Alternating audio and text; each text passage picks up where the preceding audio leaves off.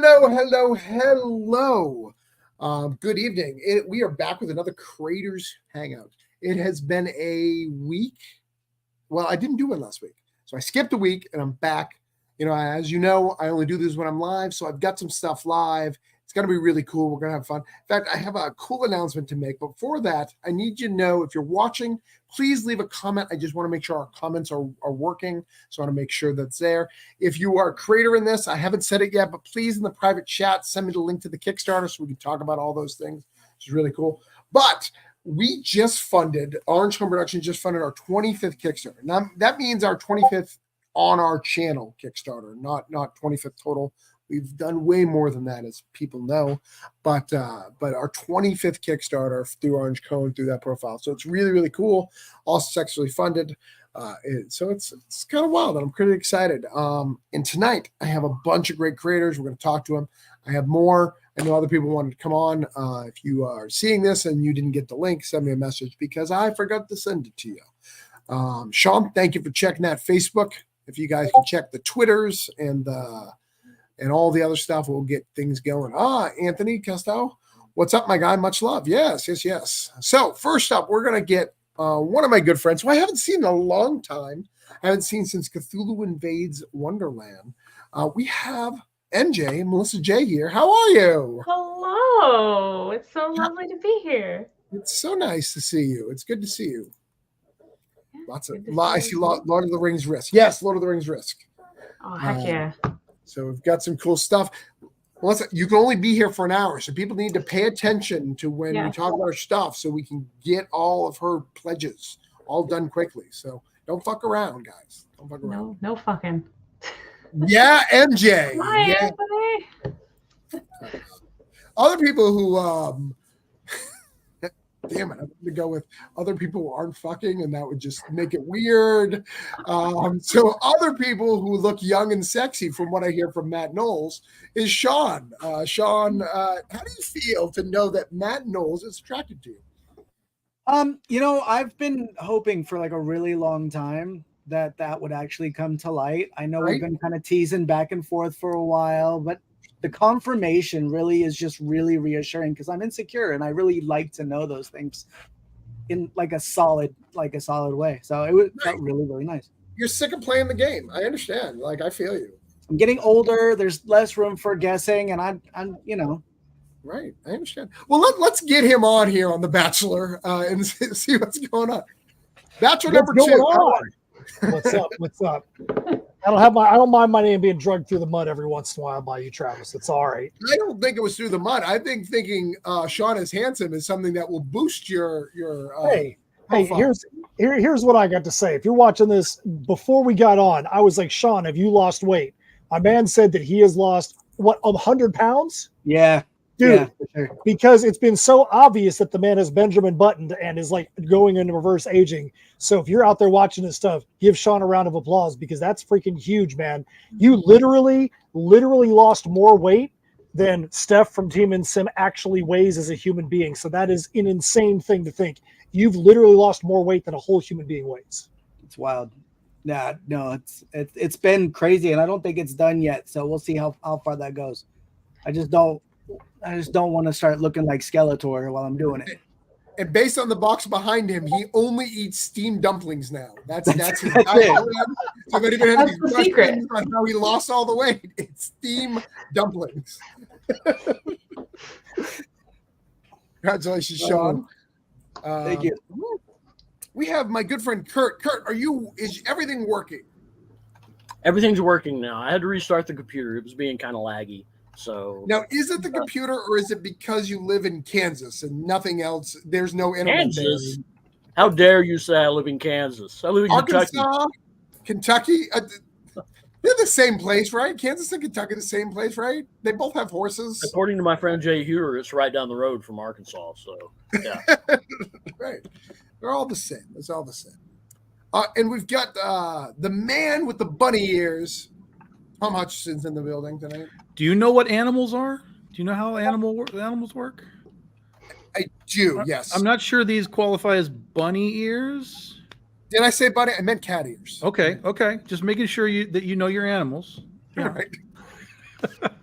didn't realize there was going to be a test. I apologize. You brought it upon yourself. I did. Guys, so if you're watching on YouTube, I need to see if the YouTube working, and then I randomly decided to hit the Twitter to see how Twitter works. So if you're on either of those platforms, please leave a comment. I want to make sure those are working. And last but not least, we have a friend who hasn't been on the show in a long time. He hasn't been since this book. By the way, guys, look at what. Hold on, not just one copy, because I've showed you one copy before. We have multiple copies. That's right. We have some copies to be shipping out. I've got packages right next to me that are going to be shipped out. So we're going to start fulfilling that book that is super late. So I'm super excited about that. But we have Richard Fairgray in the house. How are you, Richard? I'm good. I'm really excited with this Sean Benjamin Button comparison because I've never met Sean before. And so what I'm really hoping is that unlike with Benjamin Button, I can appreciate Sean the first time and not have to come back to Sean 15 years later to really understand what I was missing out on. Do you think you're meeting at the optimal time of both ages lining up? I mean, given my taste, absolutely not, Travis. But right. I'm very like the confused idea of a man who gets younger really is just a fucking nightmare to me. I understand. But we have a great show tonight. We're going to be hanging out. I'm going to try that YouTube link myself. It's working. I just pulled it up on this side. I've got the Facebook up and I've got YouTube up, and they're both working. Can you leave a comment just to see if the comments coming through? Not really worried about Twitter because I don't trust Twitter. Yeah, there it is. The tone you just used, Travis, made me really believe that you needed to see if it was working. I always assume when people say that, they're like basically trying to like trick the algorithm by getting people like in the same way of like, hey, does this link work to get people to go to your campaign? Yeah, no, it is kind of like that, but it's more of I want to know that if someone leaves a comment that we see it so we can respond to it, because I've got so many times after that I'm having to field a question for Kurt, even though I'm not Kurt, so I would not know that answer. Well, this is why I just have Kurt's Wikipedia page up at all times. Right. Smart. All right. I sent one more link out. So here is the way things work. If you guys have never done this before, never seen the show, which I believe it is since it's gone through my network, what we do is we go over everybody's campaign. I write them down on a piece of paper. I try to get them at least a backer. We share, we celebrate, we have a good time, and then we shoot the shit. Richard will tell some crazy story that I'll try to remember and write down. But it'll be a comic before I have a chance to even reread what I wrote. Yeah, look, I've had a day. I can. If Richard Fairgray says he's had a day, we all need to put the seatbelt on because it's going to be good. Because a normal day for Richard is like insanity. So if he's had a day, it's going to be nuts. I love that someone in Florida just said that about me. That's right. Florida versus California all day. Being nerds here, and awesome. Thank you. All right, so we're going to start with Melissa because Melissa has to go. She apparently has to work in the morning. I don't know what that means. Look, someone's got to bring in the money to feed these cats. So, it's not an easy task, but someone's got to do it. If you'd raise them right, they could fend for themselves. Oh. That's true. Well, the one is very old and very chunk, and the other one is not smart. So. Perfect combination. Oh, yeah, All right, so tell us about The Alchemist here. Tell us about it. The Alchemist of Aurelia. This is 1 through 4. This is my Turkish Ottoman Empire fantasy-inspired series. It is the story of a novice wizard who must go out into the world and find the legendary atelier of an ancient alchemist in an attempt to save her home from a vengeful witch. And along the way, she picks up some pals. They have some pal times. They have some not great pal times. And it's a good time all around. Lots of action, lots of fun with lost history and world building, and some art history nerdery because I'm a big nerd. So I just try to crowbar it all in when I can. Nice. And this is 100% you. You're the writer, artist, the whole shebang on these. Everything except I do have a book layout person who helps the book look very nice and print correctly, and she is amazing. But otherwise, it is all me trying to get the word out, get this out there, and make it a reality. Nice. So what's the story here? Of this particular issue or the whole series? This particular issue. Okay, so in this issue, we're taking the first step out, and we need to go to the one character Isa's home because they need to visit her uncle, who's the Sultan, to get basically like a stamp of approval so they can go to the Great Library and research their mystery.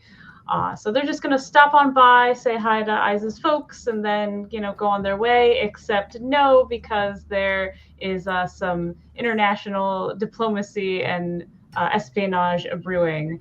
And after Isa grossly exaggerates Nurie's skills as a wizard, her uncle asks Nurie, our main character, to try to kind of solve the problem. See, hey, can you just see what's going on with these guys? Are they legit? Are they who they say they are? So she has to, solve the problem of, are these really who they say they are, and what to do if they aren't. So there is another character who might be able to help her, but she has to survive her encounter with him first. Nice. So yeah, if you like shonen manga and anime, this would be definitely up your alley. It's very much inspired by that kind of thing. Awesome. All right, so I have you down. I'm going to write down your stuff here.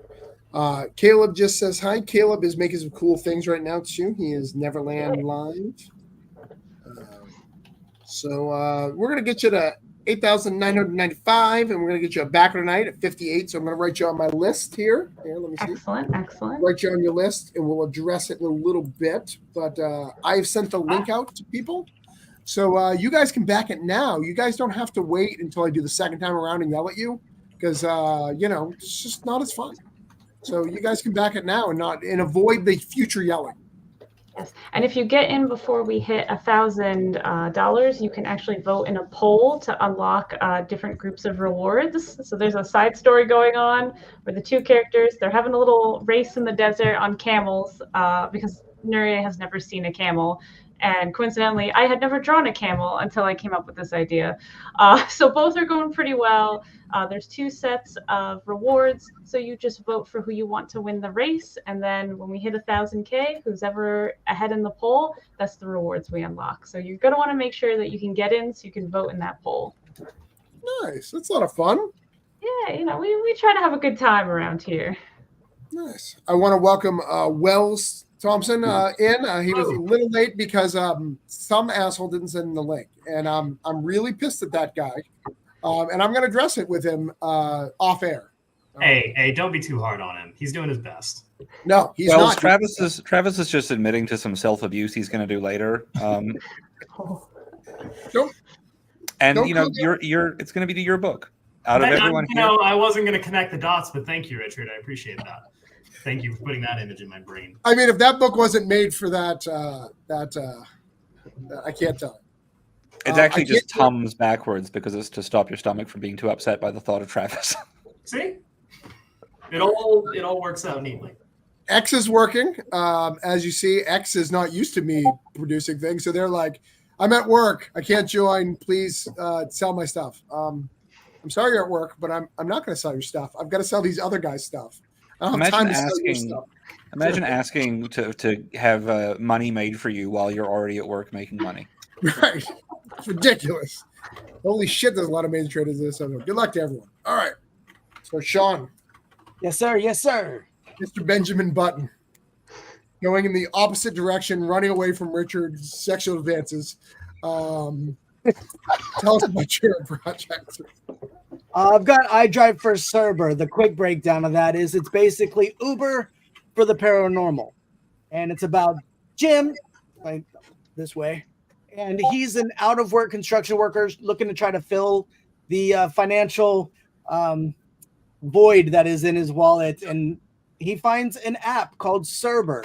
And he applies, gets hired right away. And he finds out on his first fare that his passengers are a little bit more paranormal.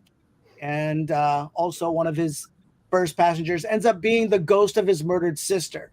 So now he's not only got to survive the night, he's got to transport all of these creepy cryptids and get them to their destination and solve the murder of his sister's the death of his sister who was murdered. That was not as smooth as I've ever said it, but you get the idea. I feel you were smooth. More of Ricky Martin smooth. But smooth. No, I appreciate it, man. But no, we're having a lot of fun, dude. Like, this is the first campaign that I got the Projects We Love stickers, so I'm excited for that. And it's been a lot of fun. And you're making progress. You're almost funded here, so. Oh yeah, it's only been live for just about a week and a half, a little over a week and a half, and we are almost there. So that's been super exciting. We are at the crawling spot now, so everything helps. And as soon as that gets funded, of course, the stretch goals that I have already went in on are going to be there. So we need to do that. Nice. Well, let's see if we can help with that. Let me share some stuff out here. Share it out to all the peeps. Kyron says he wants one of those shirts. So since he's the artist, you need to give it to him legally. Kyron will get a shirt. Yeah, absolutely. We've got some pretty cool stuff. We've got like Kyron as the penciler. We've had Sean Hill on a variant cover. We've got another one by Dan Gorman. So they're really fun. They're really cool. Yeah, let me go through those. You got all those covers. It's a very cool book. Loved issue 1. So I think you're on for success here. So, and you're the inker. You ink lots of things. Yes, sir. Yes, sir. That's how it all started, and that's why I love working with people. That collaborative effort. I don't think I could put myself down to do a whole book by myself. So I commend you so much, Melissa, like for doing the whole thing, because even just doing one piece is a haul. Yeah, it's a lot. Thankfully, I'm mostly made of spite now, so it helps me get through. Richard, do you agree? Do you make your books out of spite? Oh no, it's pure love. And I have this healthy "Don't Cry" work tattoo here on my arm, and I have not had. I had 5 hours of sleep a night during WonderCon because I was sharing a hotel room with someone, and I felt too guilty to like get up and work while they were trying to snooze. But aside from that, I haven't had more than 3 hours a night for 2.5 months. How are you upright? It's super healthy. It's fine. Don't worry about it. It's great. Like, look, life is finite. I'm not going to waste it in the fucking prison that is bed. Right. Skill issue. I'll sleep all day. All right. So, Sean, you were at 3,668 with 111 backers. We're going to try to get you 3,675 with 112 backers. Yes, sir. All right. Tom. And the cat ears.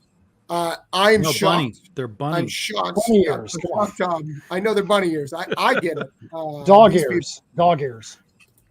So here's my Very issue. prompt dog ears. Why are we still live? I mean, it's been over a week. I thought you only do week campaigns now, or 4-day campaigns. Well, I'm after doing this once again for 3 weeks. I'm fully convinced that 2 weeks is the way to go. I'm just tired of the middle of the pack of these campaigns. So we're probably gonna be moving to just 2 weeks coming up very soon.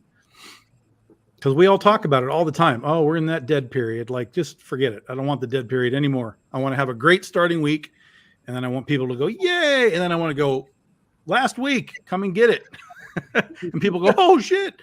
Okay, that's what we want. That's the new methodology that we're going to come around to. I think we all just looked at the numbers and thought, man, we really got to help this guy out. Yeah.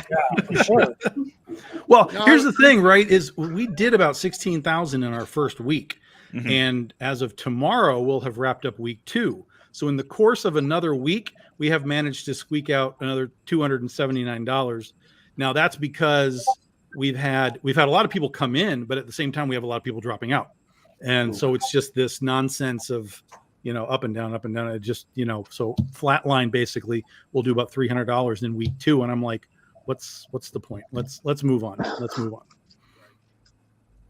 So tell us about Critter for those who don't know, for those who have not seen this character for the last 20 years. Yeah. So Critter is the book that I started writing when I wanted to figure out if I could do this for real. I grew up with superheroes, so since I had no idea how to write a script, I dove into the genre that I felt like I understood, so that at least as I'm writing and figuring out what a script is, I understand what the genre is. And so Critter was created for that purpose. And it's just a throwback style superhero series. I grew up with superheroes in the 70s and 80s. So it's a throwback to that kind of time period. There's a little bit of, the fantasy costumes. There's the utility belts. There's the secret identities. There's other superheroes from other creators. So there's guest star in the book from other creators, which has been fun to do. And so now we're on to this is into volume 6 now, where we're dealing with the what we call the Critterverse, where we have, of course, there's the multiverse is not a new thing. We've had multiverses forever, but we're creating our multiverse over this past 14 years of this book. And we now get to explain what it is, how it is, why it is, and how it works differently than basically every other multiverse that there is. And I'm really excited to finally get to tell that story after kind of a hiatus that we've been on, because we've been celebrating all of our other books have been having these 10-year anniversaries that we've been kind of hyper focusing on those books as they went through those milestones. So finally it was like, no, it's time for Critter to come back into the spotlight. And her first campaign in January was unbelievable. This one has been unbelievable. So it's really great to see the support that she's getting, because this was my beginnings in comics. Nice. Wow. All right. So Critter is at 16,279 with 243 backers. We're going to try to get you 244 backers. 16,285. Try to get you that. See what we can do. I'm loving this campaign page. I don't know. I think last time we saw it, maybe it was a preview, or last time I saw it, because I never saw the Mickey Mouse cover. Yeah, we probably just had a landing page for it last time. Yeah, I think I just saw the landing page. So it's really cool to see all that stuff. Yeah, the Mickey, it's funny. The Mickey thing, everybody knows Steamboat Willie went public domain in January. Sure. And I was like, I don't know what I'm going to do with that. That doesn't make any sense for me. And then somewhere along the line, that Spawn 10 cover got in my frame of vision. And I was like, oh, there's my Mickey cover. So, yeah. The Sarah shenanigans. Yeah, I like it. Did no one else just celebrate January 1st by giving someone a Steamboat Willie? Like, it's a great way to wake someone up.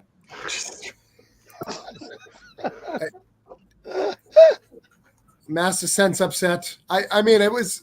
I think Richard gave you a good feedback. He was the one at work. I thought he was complaining about the Steamboat Willie I gave him. I believe you're gentle. It'd be an ouch. Here's a fun tip for everyone. If you press your thumb into the palm of your hand as hard as you can and then make a fist around it, it releases your gag reflex. Good to know. Look, don't ask me how. I can confirm that. The first time I read that on the internet, I was like, it was my husband and I were sitting there having a drink, and I read this on the internet, and I just stood up, walked out of the room, went and got the largest dildo that was easily accessible, and just shoved it down my throat as hard as I could while doing this, and it really does work. Oh. And this is information that you can only get here, guys. This only here tonight. I thought I was going to just be talking comics. I'm getting an education. I can tell you right now, the words that just came out of Richard Fairgray's mouth, nobody else in this circle plays gets the square kind of thing could have said that. Caleb Thusat in no way, shape, or form could have said those exact same words, and we had got the same kind of reaction. So Kurt, since we're talking about unsleeping eyes, tell us. That was a good segue, guys. That was a good segue. So the Unsleeping Eye is a campaign by Brian Level and me. Brian's a pretty big name creator. He's done artwork at Marvel and a bunch of other companies. In the Unsleeping Eye, these weird, dangerous people called Oddfellows have besieged this small town of Mercurial. They're just really nasty, vicious characters. And some of the townspeople band together as the Eyes to chronicle what's happening there. They're sort of part reporters, part police, kind of. They spread knowledge of the weird and horrific through their newspaper and distributed in town to try to hold off the evil. And that's how a lot of people in town keep up with what's going on, all the weird stuff going on in town.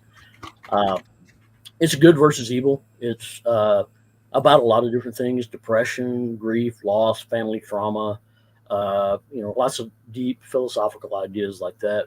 But it's also about really gnarly horror, and it has a really wicked vein of humor running through it as well. So, if you're a horror fan, this is a book for you. I don't think there's anything out there quite like this. It's sort of a weird conglomeration of Twin Peaks, Silent Hill, Stephen King. So if you like that stuff, you'll like this. The book is complete. I finished drawing number 2 a while back, and this is the first issue of 2. We're going to keep it each story short, so it won't be as much of a commitment for readers. We're going to do like 1, 2, 3 issue stories, and that's it. We're funded right now, but we'd like to get over 200 backers, and we'd like to make our next stretch goal, which is 7,000. I think it's about $300 away, something like that. So less than $300 away. But yeah, that's it. Nice. No, I love this book. I read it. You sent me a preview copy, so I think it's great. I'm excited about it. We had Brian Level on the show 2 weeks ago. He's an amazing guy to hang out with. So love meeting him. So I'm excited about this. I'm excited that we're almost funded and it's going to be shipping out pretty soon.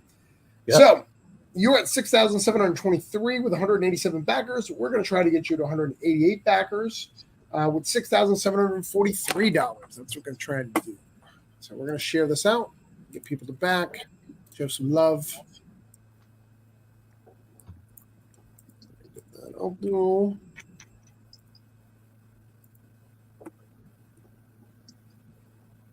So I think Twitter messes up our algorithms here because it says I have 184 people watching. I was up to 124. I don't think that's an accurate number. I'm going to say that Twitter, based on who runs the company, may be lying. I'm just throwing that out there. Just throw that information because those numbers are not my normal numbers by quite a lot. So next up, we have Matt Knowles. He did not bring Steph. Apparently, Matt and Steph cannot be on the program that I run together. They're frightening. They scare each other away. She's like just got done making dinner in California, man. I think so. What time is it in Cali, Richard? Are you in Cali right now? Yeah, it is 7:33. 7:30. Yeah. Oh, you can't miss. Steph can't miss Wheel of Fortune. I mean, that's unacceptable. I understand. Well, I think this is all thematic. Like Sean lost an entire Steph with the 100 pounds, and so has Matt. So Matt, Matt. Oh, the dump ching. This is Matt's competitive weight loss strategy. That's right. The Team in Sim weight loss challenge is lose an entire human being. Have you tried the steaming dumplings? That is what I recommend. I don't want to hear about any. Nope, not dumplings sounds nasty. Definitely not the Sean way or the Richard way. I will pass. That's Matt's promo. He's like, I will help you lose an entire step. I'm going to de-step you. First up, Matt, I didn't even realize this. You don't have one of your killer videos. We don't right now. Yeah, we don't. I wanted to get one done. There just was not the time to be able to do it. I had to prepare for Spookala a couple of weeks ago, and that's more than a regular show. There's like 3 weeks of prep that I have to do to get ready for that with all the celeb interviews and things like that. There just was not time to put a video on this one. Oh, no.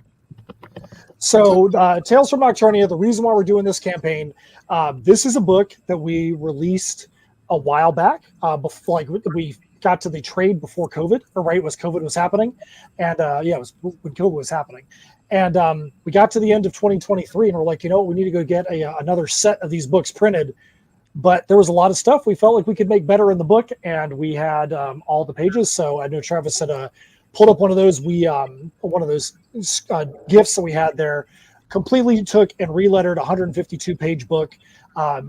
I came from a graphic design background before we did comics, and I wanted to be very avant-garde and fight the man when it came to using normal, typical word balloons, and said screw off to all punctuation rules. Travis, I know you can relate to me when it's just like punctuation is bad. Who wants punctuation? It's stupid. It's a waste. But in comics, you have to have punctuation. So we took the entire book, we relettered it, revamped it, added in bonus content that wasn't available then. So now it's at 160 pages, brand new cover art from Jose Cardenas, who completely crushed it. And we're super happy with the way the book came out. We've got some new merch. We had some of our most famous, or I would say most successful merch, the shirt that I'm wearing now, the green and orange double dragon shirt. But then we also got some leather work. We got the new coloring of the double dragon right there as well. We got some of our socks that we're known for. So there's new merch, there's returning merch. There is the story of Beninock, who is an executioner who's trying to get out of the family business, but the kingdom around us is falling apart, keeps trying to pull him back into a life of violence. So you get to see everything about Beninock. And if you go to the top, you can see part of the cover. And part of the reason why we had Jose do this cover is the original cover only had Beninock on it. And Beninock is a cool executioner, but there's so many more elements to this story that we felt was doing a disservice by not being on the cover. You've got the Trinity of Evil at the top. You've got Countess Endelin, the Dark Lord Narcath. You've got the Beast Verminoth, that we felt like they needed to be on that cover and in that image just like anybody else. To the left, you've got the Stable Maidens, which are 5 of the most badass females you'll ever find, who could go out and be warriors, but they decide they want to hang back and work with the equine so they can watch strategically from behind instead of being on the front lines. And then you've also got the Nocturnian warriors over there on the right. And then at the bottom, you've got the departed, the king, the queen, and his right-hand man, Zarek, who had a little falling out. And they're the whole reason why this kingdom is in a complete set of disarray. So we think Jose crushed it on that cover. Really happy to have that out there. And we hope the people will want to pick this up. All right. So you were at 1,050. And one of the things I noticed too that I don't think people give it that's been mentioned is when you look at those lettering pages, you've actually redid some scripting too. Not major, but some minor scripting. I think that's the note too. Yeah, absolutely, we did. We treated every single page as if it was the first time we were looking at it, and between all the things that we've done, especially, Steph has written nearly 100 articles for sites like Fangoria and Creepy Kingdom, Horror Geek Life, and we have to go through the editorial process there as well. All the stuff we've done with all the other titles, we will look back to and be like, yeah, we were a little bit loose on the way that we edited stuff back then. And so, yeah, we looked at some of the dialogue and cleaned some of that stuff up just to give it a better feel. Nice. That's nice. All right, you're at 1,050 with 34 backers. Let's try to get you 35 backers with 1,060. So that is our goal tonight. Get you going, get you rocking and rolling. So, Richard, before I go to you, were you in Dead Beats? Were you in one of the 2 volumes of that? No, I'm just in the T-shirt. Yeah. I had it's laundry day, so I didn't. I've had this awful habit of I keep wearing like other people's comic T-shirts, which I think is like fine to do. Yeah. But like when you're on a podcast, like it does really come across as if I'm somehow like in this fucking book, and I'm definitely not. So I don't want anyone to think that I'm pretending to be in the book. It's like I when live you're near in a band, someone you who- wear another band's T-shirt. It's a cool factor. Yeah. Yeah, Like you don't want to make your own merch, right? So I got a little drunk the other night, and I ordered a T-shirt that I've wanted since I was 11 years old. And like I forgot that I did it, and it arrived yesterday, and I was like, "Fuck it, I'm gonna put this on. No one's gonna see me. I'm just in my office." And then when I was walking home, forgetting that I was still wearing it, a man who looked like he was about 400 said, "Rock on, man! Cool shirt." I was like, So basically, anti-Sean Barber is who you saw? yeah. It was like, look, I know that old silly Billy Corgan is not a great person anymore, but when I was 11 years old and Melancholy and the Infinite Sadness came out, and there's that picture in the back of the booklet where he's standing like this, and he's wearing the Zero shirt with the silver pants. I bought the Zero shirt, no one has ever looked as cool as that man does in that picture, and now I own that, and I look exactly like him. You can just say it's from Scott Pilgrim. He wears the same shirt. No, it's different. His one has the white bands around it. This Wow. one is the silver and black long sleeve with the heart on the sleeve, which is obviously just massively derivative of the whole Scribble Heart logo, but whatever, Billy Corgan, you do you. Well, and to be fair, I wouldn't have asked you if you were in the book if it wasn't an anthology. I mean, Deadbeats is an anthology, so you could actually have been in it. There is lots of people who were in it. Yeah, no, that's true. I mean, I was right. if I'd known Matt was here, I would be wearing my my socks from his campaign. Yes. Yes. So tell us about Wet Cement, the 47th campaign this year from you. This is only my second campaign this year. I will be doing 17 more, but this is so this is an atmospheric suburban horror about growing up when you know something is wrong. It's about a boy named Max who is in his junior year of high school. He is filled with pointless rage, as all kids that age seem to be. He doesn't like his friends that much, but they like seeing movies, so he enjoys that. And it's just kind of it's a hangout comic about this kid growing up. And then he comes home one day and sees there is wet cement outside his house, and he's like completely overjoyed because it brings back all that joy of childhood where you see the wet cement sign and you know that like the most human thing you can do is to alter your environment, and this is a chance to do that in a really permanent way. You can write your name, you can curse the world, you can draw a dick, whatever you want to do.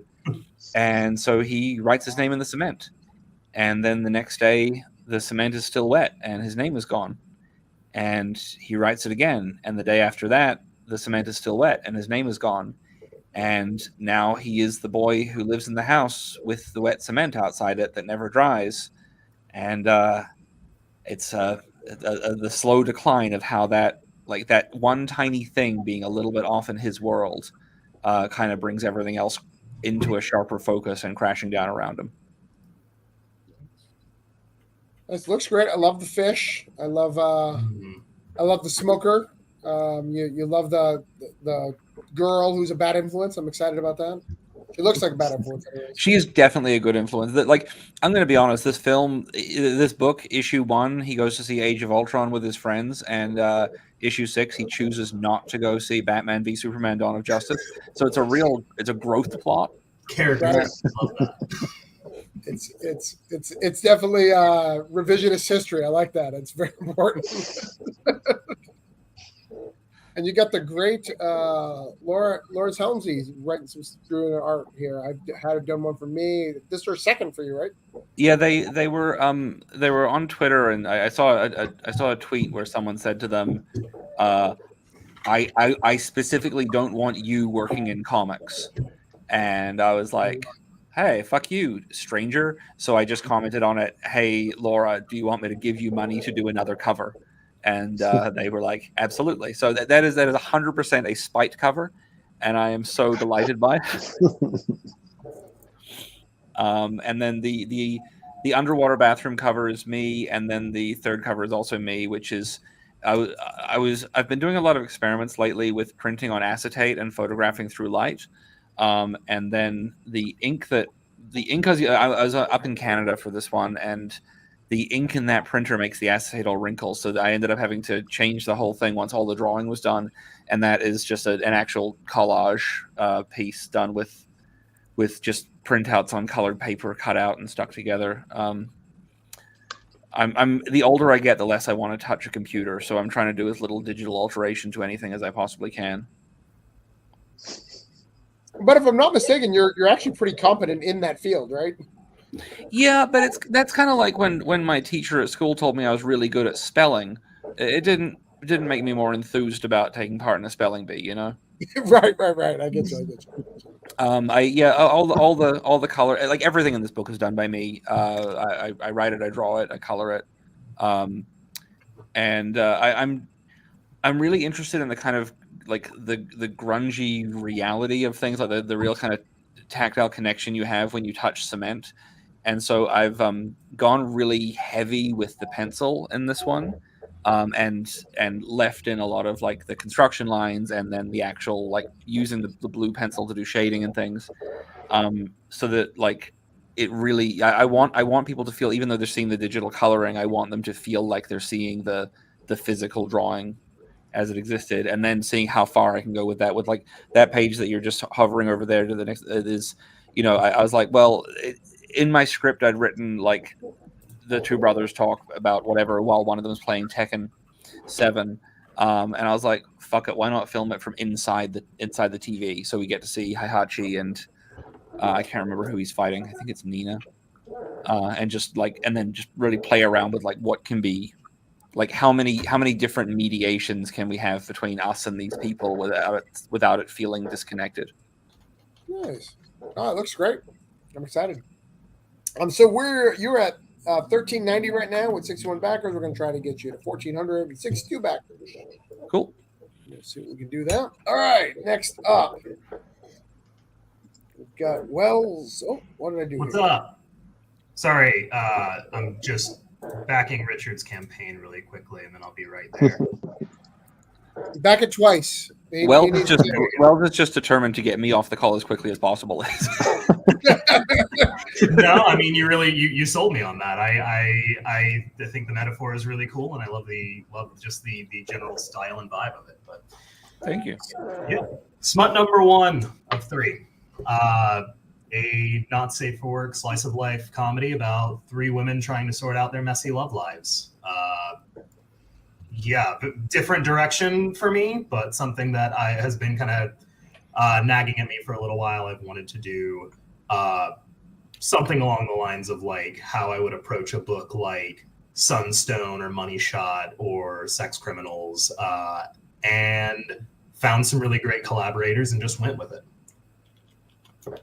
We are $100 away from funding. We actually hit our funding goal earlier today, and then unfortunately had a large dollar backer drop out. So if we can hit funding again, that would be great. Nice. That's rough, man. I'm sorry. It happens. I'm not worried about it. It happens. When it happens on that threshold, that hurts. Yeah, it feels bad. Don't get me wrong. Co-writing this with my wife, Brianna. Bianca Milanes is the artist on this one. DC Hopkins is the letterer. Shout out to Brenda Snell. They are they make my life easier in every single way by being just a fantastic designer. All this beautiful design that you're seeing on the page that makes it look cohesive and wonderful, that is their work. Krista Harada, editor extraordinaire, and then Eileen Wajaja and Aliza Rumboli did the variant covers, and they do really beautiful work. Nice. I actually like this profile picture of your wife too. This art. That is not my wife. That is the artist. Oh, you co-wrote it with your wife. I'm sorry. This is my wife. Yes, correct. But I like this one, so it makes it weird now. So,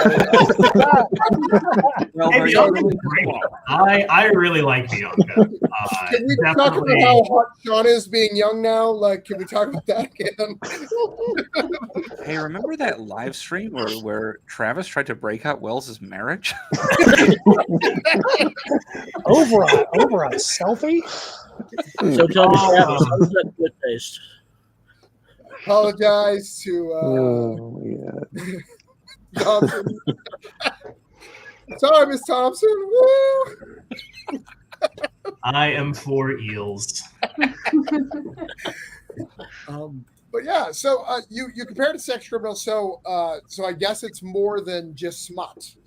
I assume. Yeah, it's a bit of a bait and switch title. Okay. You come for the smut, you stay because you love the characters. Don't get me wrong, things get very graphic, but it's earned. It's not. It's all a part of the storytelling. I think we've all been immersed in Kickstarter long enough to know and see that like smut is abundant. You can't even really get away from it a lot of the time. And sometimes it's done really well, and sometimes it's clear that it's just there as a selling point. And no shame to any project or anyone that enjoys that. I wanted a book I wanted to read a book that treats it as a subject in its own right and something that's worthy of deeper discussion and really dive into the subject matter with keeping a lot of respect for the characters without veering into being overly voyeuristic. And I was having trouble finding that book, so I wrote it instead. Nice. All right. So you are at 7,934 backers. We need to get you to 345 backers, and we'll try to get you to 7,920. But we'd like to get you the whole 100. I think that's achievable. So we're going to keep talking to people. Absolutely. Talk about some smut and see what we can do a little bit later on in the show. And Caleb joined us. I never even told people that he's here. But hey, Caleb, how are you? I just snuck in the side here while everybody was talking. So, yeah, thanks for having me. I'm good, man. Just, riding this wave of my campaign actually doing really well for once. So that's exciting. Well, we plan on fixing that tonight, Caleb. So why don't you tell us about it? Let's see if we can turn this frown upside down. No, I don't know. Neverland hardcover. Tell us about it. Yeah, so I've been working on this guy for a couple of years now. We're finally at the 5th issue and doing the hardcover trade, but this is basically a modern standalone sequel to the original Peter Pan novel, but it's about a boy growing up during a global pandemic, and he escapes to Neverland when his mother gets ill, and he discovers that the island's magic is lost, and he has to kind of figure out what happened since the original story and hopefully bring magic back to the broken fairy tale. So it's been a really fun series to put together. It's slowly become my favorite thing I've created, and I'm working with Marcelo, who did Nook with me, and which was on Source Point Press, and our colorist Robert Nugent just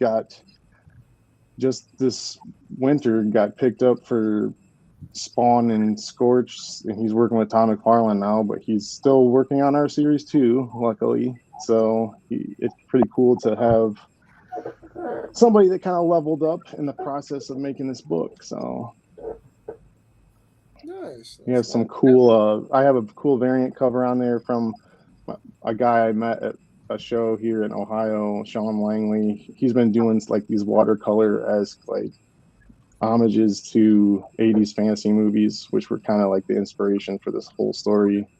So the last one's obviously a Star Wars, but we've done Labyrinth, Willow, Crawl, and Neverending Story. Nice. Well, it's picking up steam. It's very good. It's looks like a lot of people are jumping in on the hardcover, which is nice. So yeah, it's been.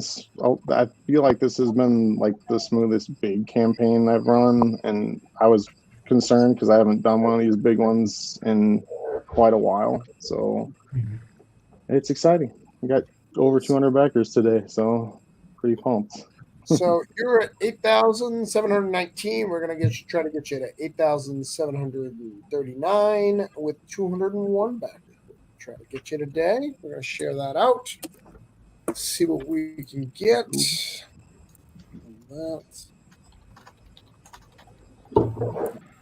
So let's share that out. I have no idea how many actual people are watching because now we're at 102. That seems right. Just write it. Seems fine. Seems fine. I mean, this is what we call the original Very Great Bomber. You know? What is that? Who is that? I am gonna guess it's normally Kurt. Is it Kurt? Probably. I Anything goes wrong, just blame it on me. I just don't assume you're in what is it again? What is that place? Arkansas? Kentucky? Like, do they even have like internets? Like, I don't. How does this work? That did sound like a dial-up modem, didn't it? So last but not least, I only do this for selfish reasons. I have a campaign. So let's go over mine, and then we will go to the start, not yell at people. I, of course, didn't put my own link in the background, so I have to go search my own one out because, you know, I didn't follow my own instructions.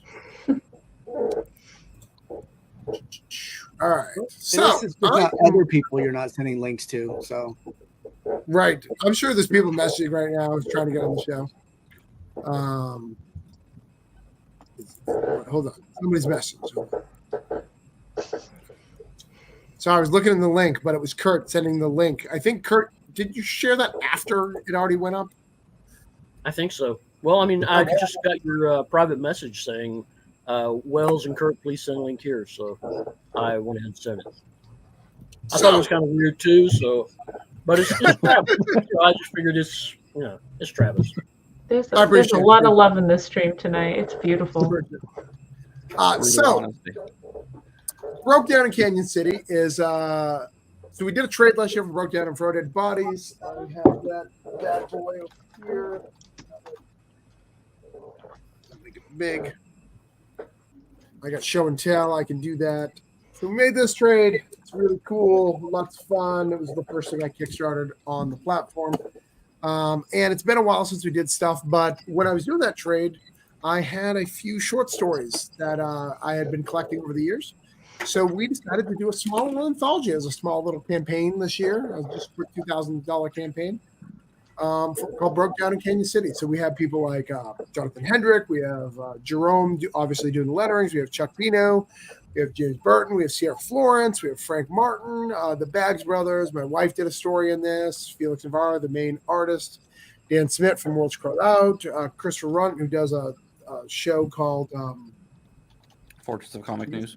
Fortress and Comics News. That's it. It's Gilliard and Jose Vargas, all doing really cool short stories in the Broke Down universe.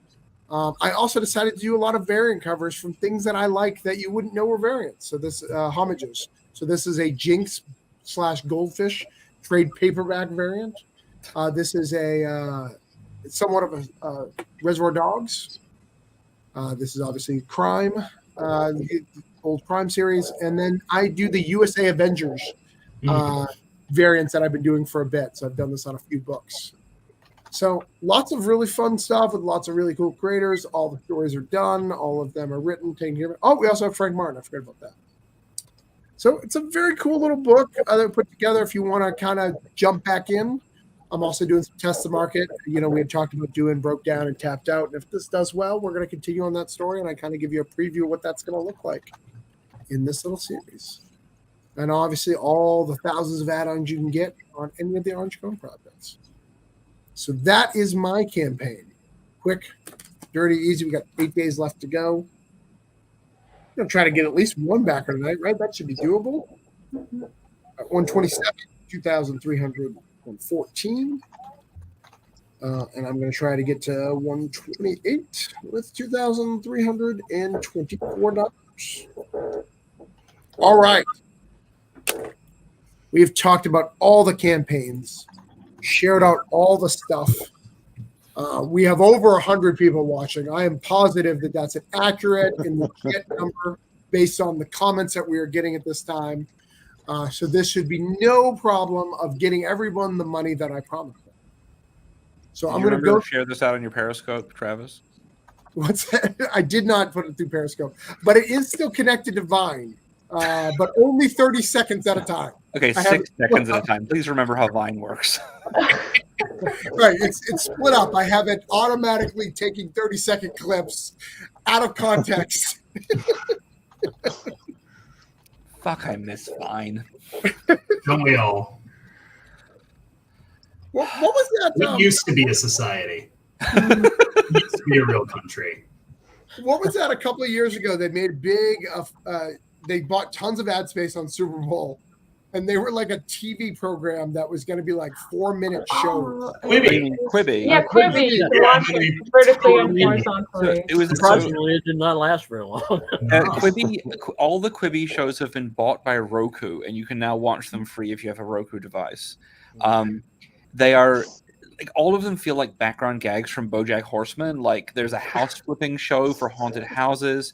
There's a show that is very directly about Dan Harmon liking to fuck a mannequin leg made by his girlfriend.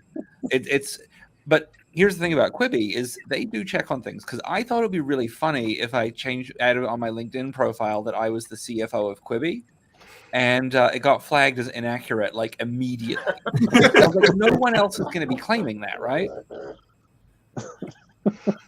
Not because it was wrong. It's just like, why would you claim to be the CEO of Quibi? Why would you want to be that? For a while, on my IMDb page, which only mentions like that I sing in an episode of the Mortified TV series, and there's some like a documentary up here, and so I tried to get a credit added that said that I was rumored to be playing Jar Jar Binks in an upcoming Star Wars TV series, and they rejected it for some reason. I mean, if you start the rumor, it is rumored. I have to appreciate the paradox of a wannabe TV station whose entire brand is "we make shit posts" that takes itself 1,000% seriously. That is true. That is true. Quibi was so interesting to me because it was millions and millions of dollars to do that many Super Bowl commercials, to quit within 4 months of doing said Super Bowl commercials. Well, COVID destroyed so many things. Right, that's it. That was it. That was the problem. We had more than 4 minutes, so we're gonna watch anything else. Firstly, there were 11 minutes. Let's not shit on them too hard. That's just a regular episode of Minute market. That was their downfall. And It's like Quibi, if you're listening, I'm defending you. I still want my credit. much like that hamster dancing app that was on the first iPhone to show us all that we could turn our phones different ways and the thing would move with it. All the shows worked in both formats, so that mise en scene doesn't fucking matter, I guess. Although, by the way, so it was Quibi was for Quick Bites, was what it was short for, and when that was sort of realized by people was also when someone managed to put together that CISO was an algorithmically generated network name based on a popular phrase. It was actually short for "see something, say something."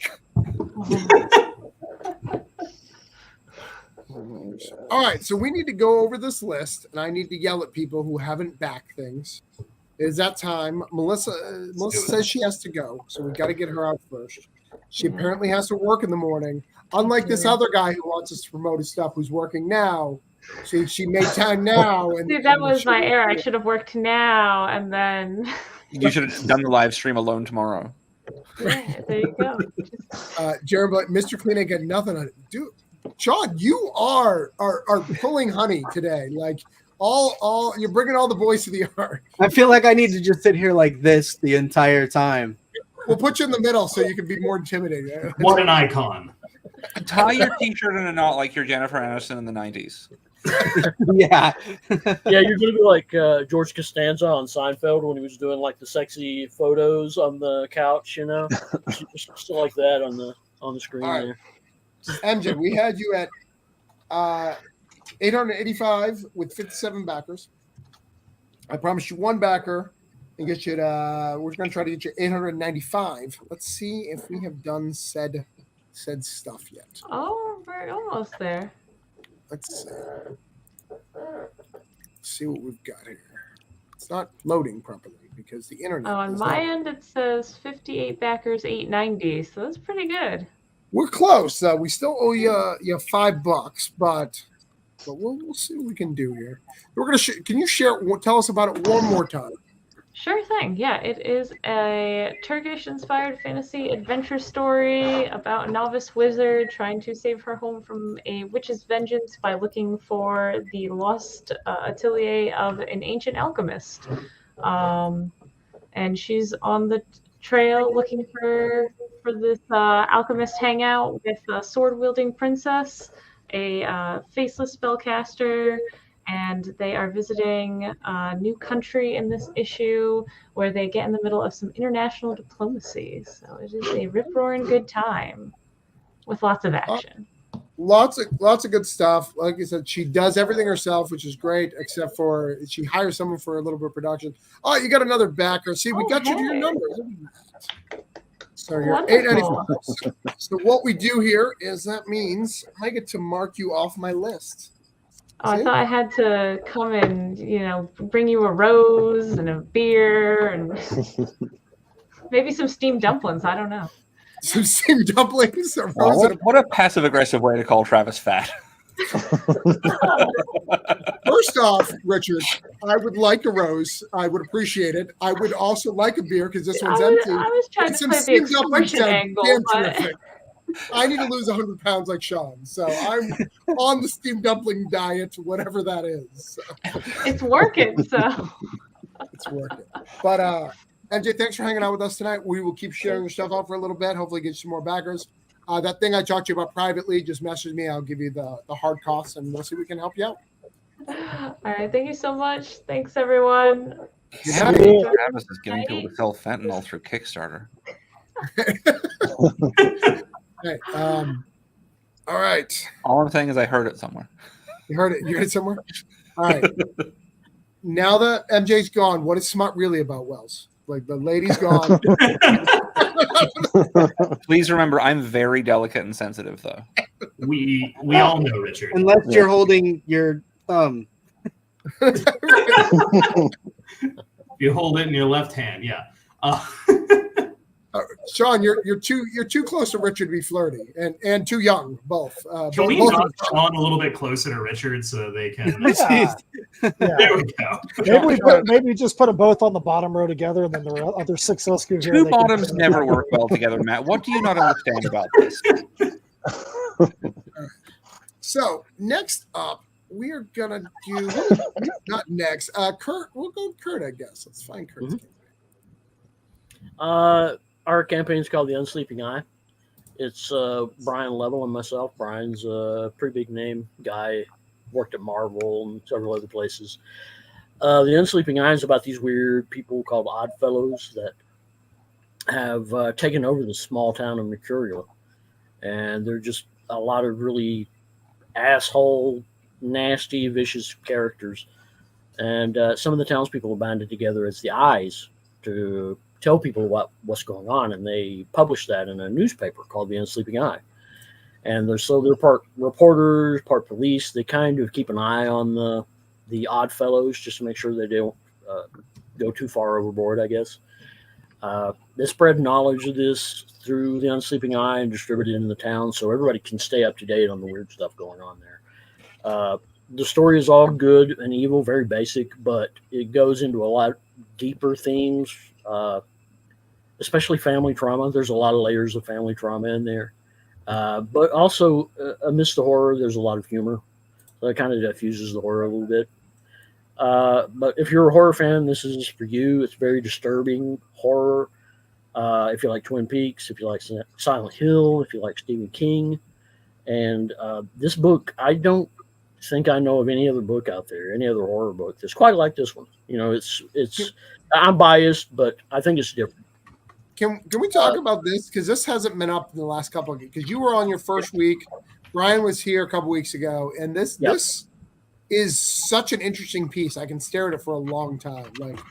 Yeah, Brian basically just gave him the basics of what the story was and just let him go. That's Riley Rossmo, who's done a lot of DC work. He just let him go on that and said, draw whatever you want, you know. And I guess Riley Rossmo takes a lot of very artistic, like nude, erotic Polaroids and that kind of thing. And so that came out of that. And Brian actually wrote a front page story for this newspaper because one of the covers for the newspaper is that it looks, for the Unsleeping Eyes, that it looks like a newspaper. When you unfold the paper, the comic and hold it up, it looks like a newspaper page. And it has I thought that was a really cool idea for the cover.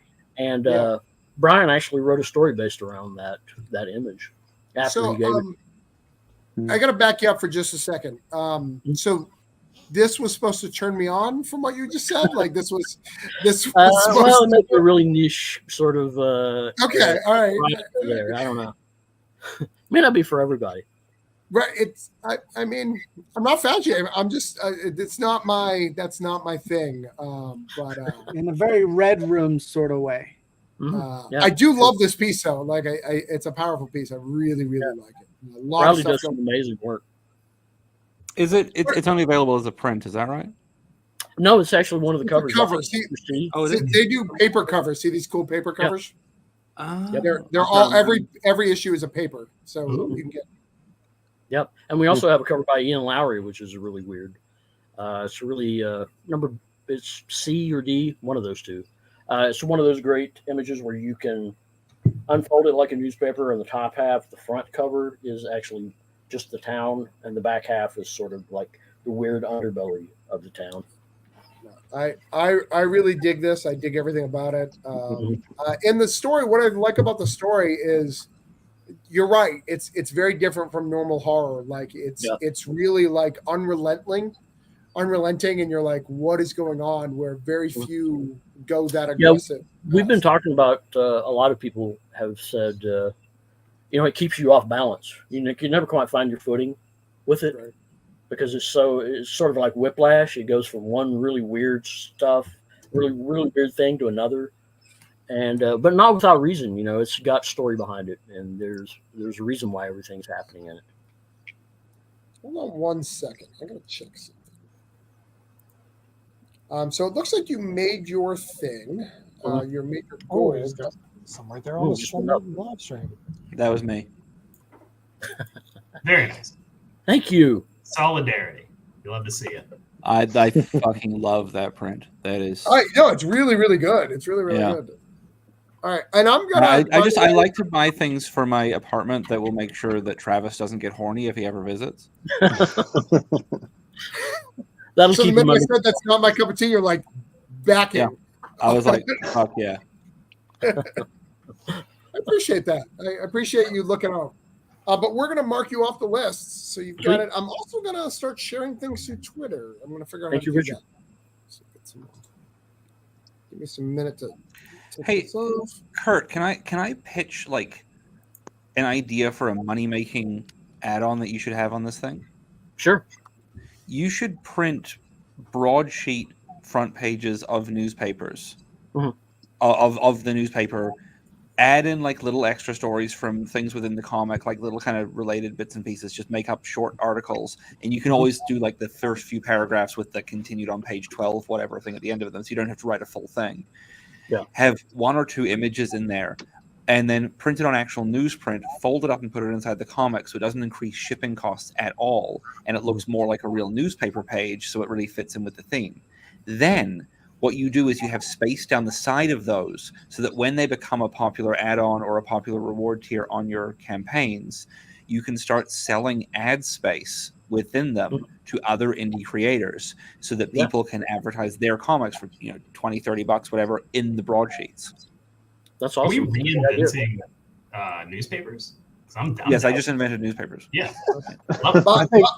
By the way, each of those covers, because Brian said it last week, each of those covers have a story on the paper that's different. Like it's a written. Cool. I think Richard Fairgray just made himself an associate producer of the comic as well. You need to go re-edit it and get his name in the credits, and we're good to go. Matt, I think he's going to get a special thanks in number 2. So, Matt, remember when I taught you how to rob banks? Like, yes, I don't do this for the credit. I do this to help. So I should not have spray painted your name on the side of the building after the heist. My bad. Sometimes I wonder, because I tell that story far too often. I sometimes wonder if, like, maybe I could get in trouble for it. But like, I feel like look, it's 21 years since I last technically robbed a bank. And it was a different country, so I'm pretty sure I'm fine, right? It wasn't Brazil with that dead father. Yes, technically, this is a real story. This is unbelievable. So what you do, or you can't do this anymore because they've upgraded all the ATMs. What you do? What you used to be able to do back in the old days when the ATMs were like pre-touchscreen bullshit, whatever. When they would do, if you did a withdrawal, there's a security feature which is still there that if you don't take the money fast enough, it sucks it back in. But what it used to do was just suck it back in and register no transaction. This is because they didn't have the technology to count the bills as they went back in, which they now have, which is why you're able to deposit money at ATMs now. Not that anyone ever does, but you can at some ATMs. But what you used to be able to do is do a withdrawal of $100. It would spit out the 100, and you would pry it open and swipe out the middle 60, and then let it suck the other 40 back in and register no transaction.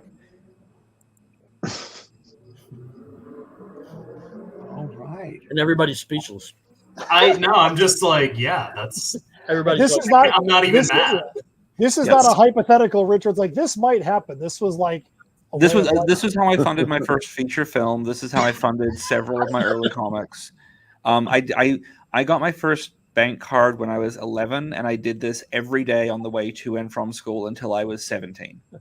$120 a day for 6 years.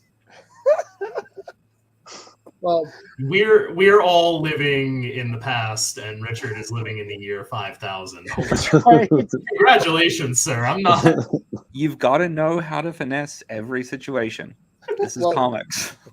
Richard, if you'd like to come visit next in 2 weeks, the kid and from impart some of I- your other criminal knowledge. Well, who I assume he learned this from is Danny Cooksing and Eddie Furlong from Terminator 2. Danny is going to be at our local comic store. If you want to salute your shorts, hang out with him, he's going to be here. I don't know why, but he's here. So This was a thing I figured out by accident, by the way. all right. So next up, Sean. Let's see if sir. anybody's giving you money, or do I have to yell at people? So, Sean, I mean, you can yell at people regardless. I was going to say yell at okay. people anyway. we left Yeah, you Travis- at Travis just enjoys it. He just likes it. $3,668 with 111 backers. So let's see where you're at. See if things have changed, or people have just been enjoying our content and not paying the piper, as you will. All right, it's not looking good. Let's refresh to make sure that nothing has changed. All right, motherfucker. Sean, it's All not right. looking good, but you're looking good. That's what Yeah. Caleb says. That's what counts. Because this is gonna fund even maybe tomorrow. My looks are gonna go probably quicker than that. All right, hold on. I will get big and I'll yell at people for you. I'll handle this situation, Sean. Now, to be clear, he's not going to get big from that picture on Kurt's campaign. All right, motherfuckers. Look, I brought people on the show. Richard hasn't come on the last time because he was embarrassed about me last time. And I don't want to fucking let people down. Wells is here. Like Wells, he's Twitter famous, He's done several books. And Sean's here. He just wants one fucking, I only promised him one fucking backer. And you guys can't give him one fucking backer worth of stuff. He's got a great book. This is the second issue. Like, stop fucking around, guys. Like, seriously, I need you to just give him $1, give him a couple dollars, get him off my list so I don't embarrass myself in front of my new friends, Wells, Kurt's pitcher, and Richard. All right. Sorry about that. No, it's all good. We'll, One of the covers I do want to point out, a couple of the covers right there. Sean Hill did a cool job, and I don't know how to make an image look like it's going to be in hollow foil other than just saying it. The two variant covers each have their own like hollow foil editions too. So that lightning is really going to pop on a regular hollow foil, but the other cover with the tribute to Divine there, that's going to be done in a glitter hollow foil. And so I thought that would be really fun to go with. And that's our character, Azazel, who is, when you go in, because of Belial and knowing backstories, Azazel was the demon responsible for teaching men about weaponry and shields and stuff like that, but also taught females how, like, the art of deception and like using makeup and changing their hair color. And I thought it'd be a really fun thing just to do a tribute to Divine, a well-known drag queen right there on the cover, because they are a drag queen in the comic book, their actual character. And the other one is the Archangel Michael. So you have your and they're actually on the good side. So they're a lot of fun. So I did want to point out that the hollow foil issues are going to be really cool, even though you can't really see it in the campaign there. There's and then we also do have the audio visual version. So it is a fully voice acted version of the comic. You'll get the regular digital and one that is like our scenic route, which comes without any of the word bubbles, but we have the full narration with the page turns and everything else. And that's for full accessibility for anybody that might have a handicap or just enjoys audiobooks, that kind of stuff. So I wanted to make sure that it was accessible to as many people as possible.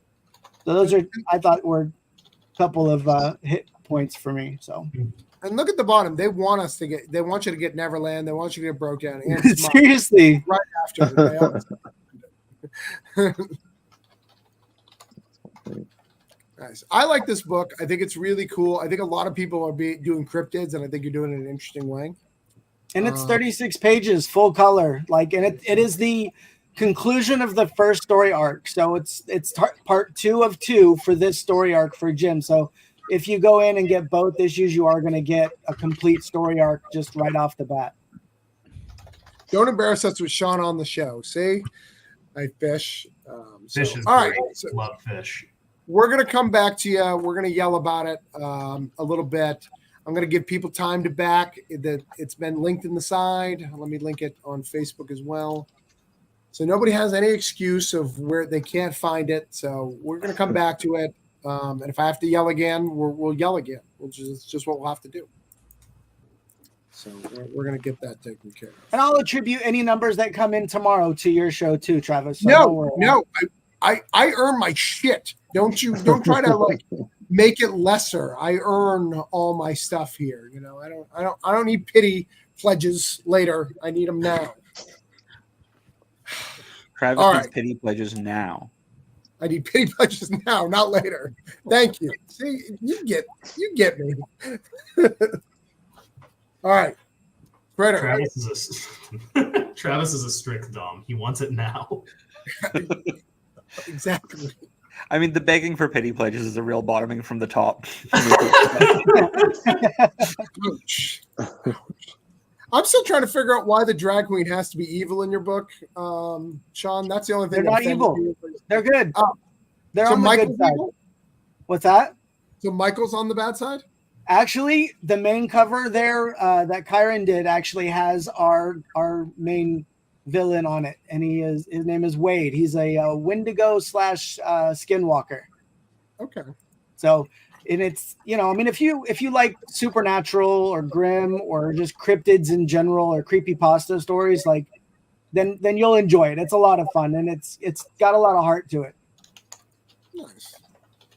All right. So next up, let's get Richard's up. No, I'm sorry. I was going to do Critter. I got to do Tom. You're very quiet tonight, which is strange. Saving it for the end. He's got Tom, his cat ears on. Gotta save the Tom, Jaws is a bad movie. Go. What? Say again? Jaws is a bad movie? No, false. False. So see, Wow, I've already hot proven take. that I do like things.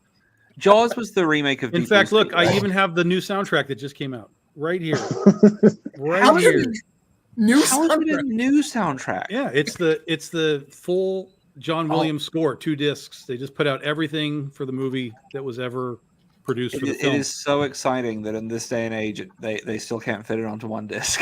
Yeah. They wanted to make sure they got every done. They missed a few in the last edition, so they needed to add a few more to make sure the whole done experience of No, Jaws. Travis, it's in stereo. One disc was all duh, the other disc was all done. You had to hit play on them at the same time. That's why it's 2 discs. You got to play them both simultaneously. I'm excited about this. I'm all in.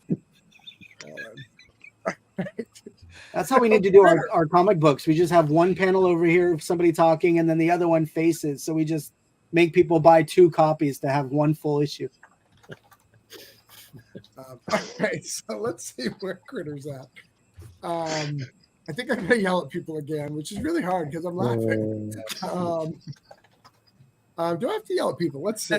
At this stage of the campaign, it's a win that nobody's dropped out. So I'm good with that. All right, we were at officially now with 5% more done. All right, we're at 16,279 with 243 backers. We wanted to get you to 16,285. We have not done that yet, so we need to share this bitch out. I need to yell and do some stuff. This is what I do. Real stern. Gotta be real stern. Let me share it out though. And change their tune before I have to yell. So let's see what happens. Share here. Because StreamYard's supposed to, share all these things out for me, but I seem to have to go to Facebook and to Twitter and to share it out myself. Yeah, that's true. It's a lie.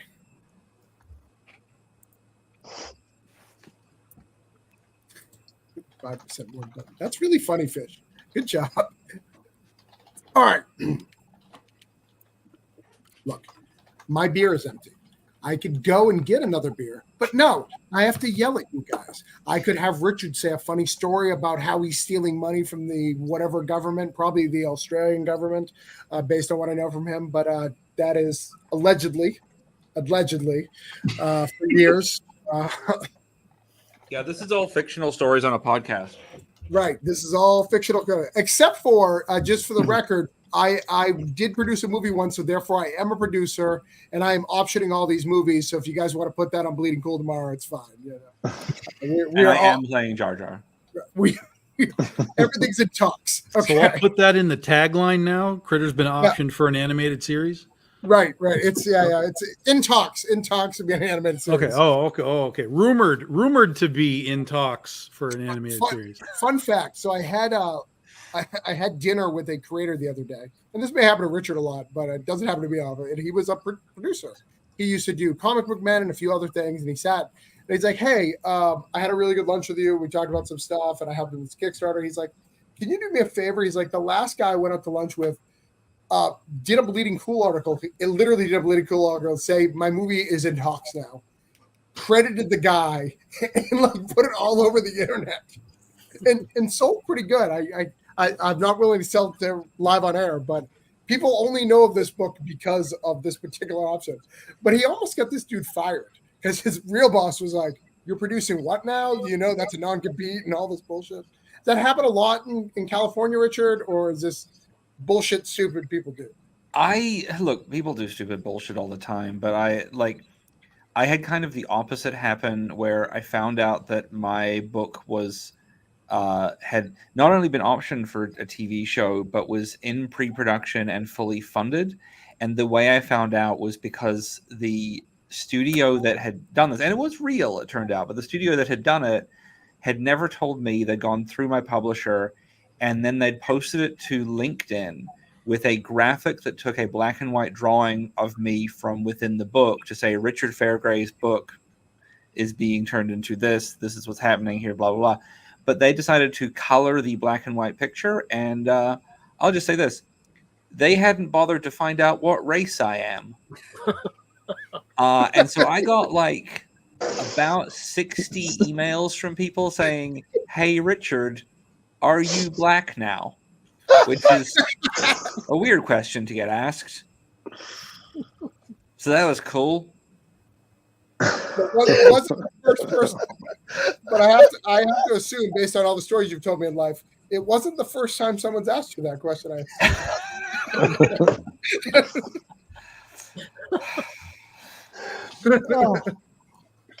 And by the way, the fun end to that story is the TV show all fell apart, so it's fine. Interesting. Such is all right, you're the best. All right, so I got to go back to yelling. Sorry, I had stories. Motherfuckers. Tom Hutchinson is in Antarctic Press. He used to be in way bigger publishers, but he's in Antarctic Press now with Critter. You could be buying it right now and catch up. You could catch up on this motherfucking story. He's 23 issues in. All I need is a couple of bucks here.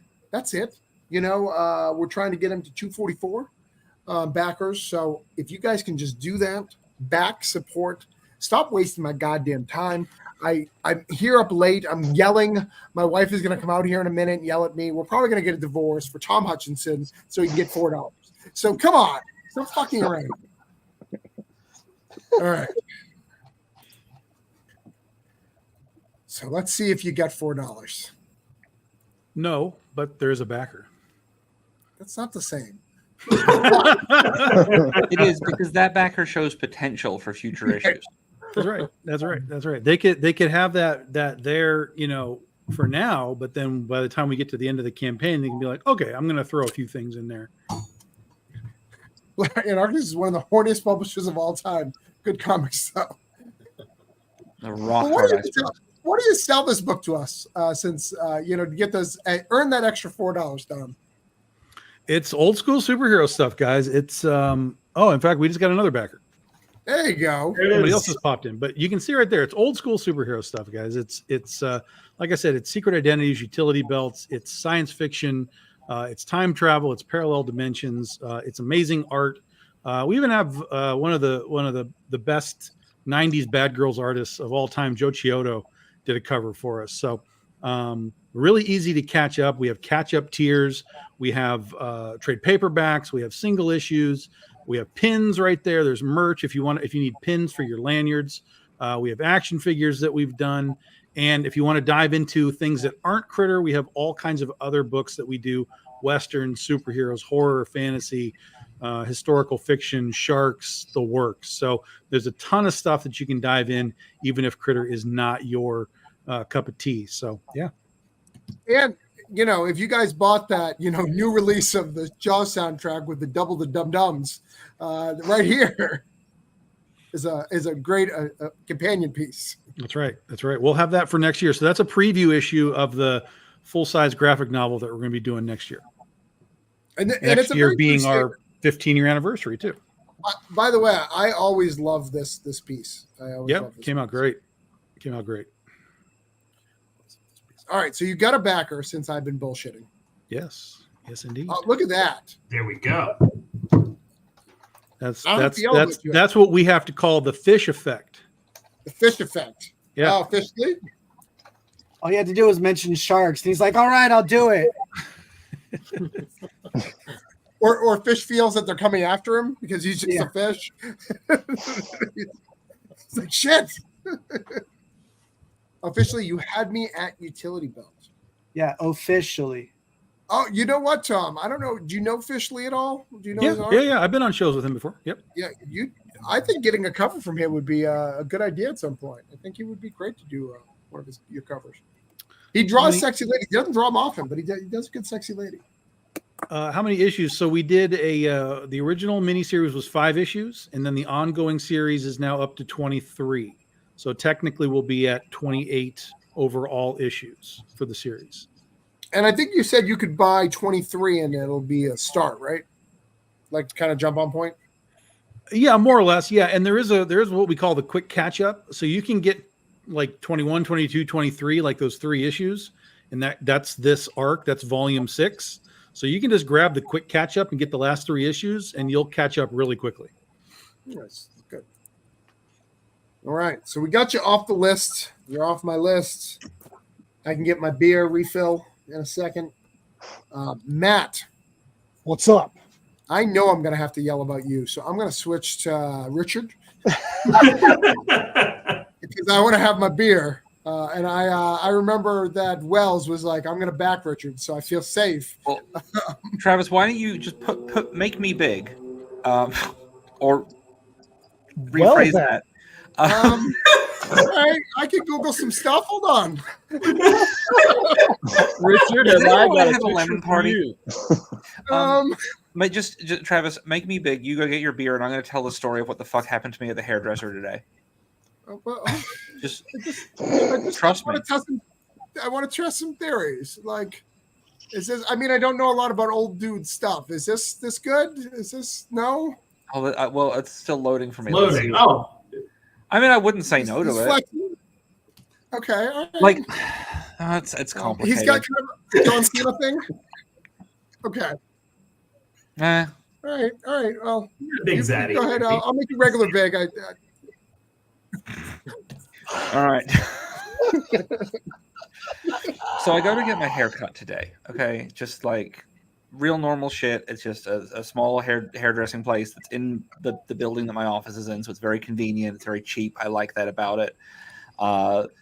There was an awkward incident last time I went there because Sean Gunn was there and I might have insulted him, not knowing he was still in the room. Anyway, that's fine. We all saw his chest on Gilmore Girls. It was weird. So I'm in there today, and the hairdresser sits me down, and she starts like rubbing her hands through my hair and kind of like pulling on it, like a little kind of kinky style, but just like friendly, you know. And then she calls over the other woman who's at the next chair, and she comes over and starts doing the same thing. And one of them looks at the other and just goes, "Hair's so thick." And the first one says, "But he's so old." So I'm turning 39 tomorrow, so that made me feel great about everything. And it really overshadowed the fact that this fucking magical moment happened where halfway through my haircut, this woman comes into the salon and she's like accidentally dressed like Jubilee. She has like a little pink crop top thing on, little like blue jorts, and then this long yellow coat. She's maybe 60. She's very thin and has like real duck posture, like butt fully pushed out, everything else leaning forward, and like these just like honking great titties, like huge ass titties hanging down. And I'm like, what an unusual shaped human. That was fascinating to me. And she's in the chair next to me, and she's getting her hair trimmed. And just as my hairdresser spins me to the side to trim the back, so that I'm now facing directly toward this woman staring at her, she pulls one of these big honking titties out through the top of her shirt, like fully out. There's no bra, there's nothing. Holds it up with her left hand to scratch underneath it with her right hand. And she looks at me and she goes, "Why did you take a picture?" And I looked at her and I said, "Because my phone is in my bag, obviously." I don't know, it just made me really happy. It was just a nice moment, but what an absolute power move. Yeah. Yep. And you totally would have taken that picture if you'd had your phone in your hand. Fuck yes. Like, that's an amazing moment that you want to remember forever. Yeah, of course. I mean, she said, "Take a picture; it'll last longer," and he said, "I'm counting on it." Well, it's like about a couple of years ago, I was at McDonald's, not to brag, and it was like 8 or 9 o'clock at night on like a Thursday, and this is it's Hollywood, so it's like a grimy, nasty place, and I love it. Mm-hmm. But I come out into the parking lot. I got my Fanta, again, not to brag, and my 20-pack of nuggets to eat alone. And there are two old men, like absolutely my type, but two old men who are pissing at each other in the parking lot, standing with their dicks out, just pissing and like flicking their dicks up to make like the piss, go. And there is a woman standing like behind them. Yeah. There's a woman standing behind them filming it.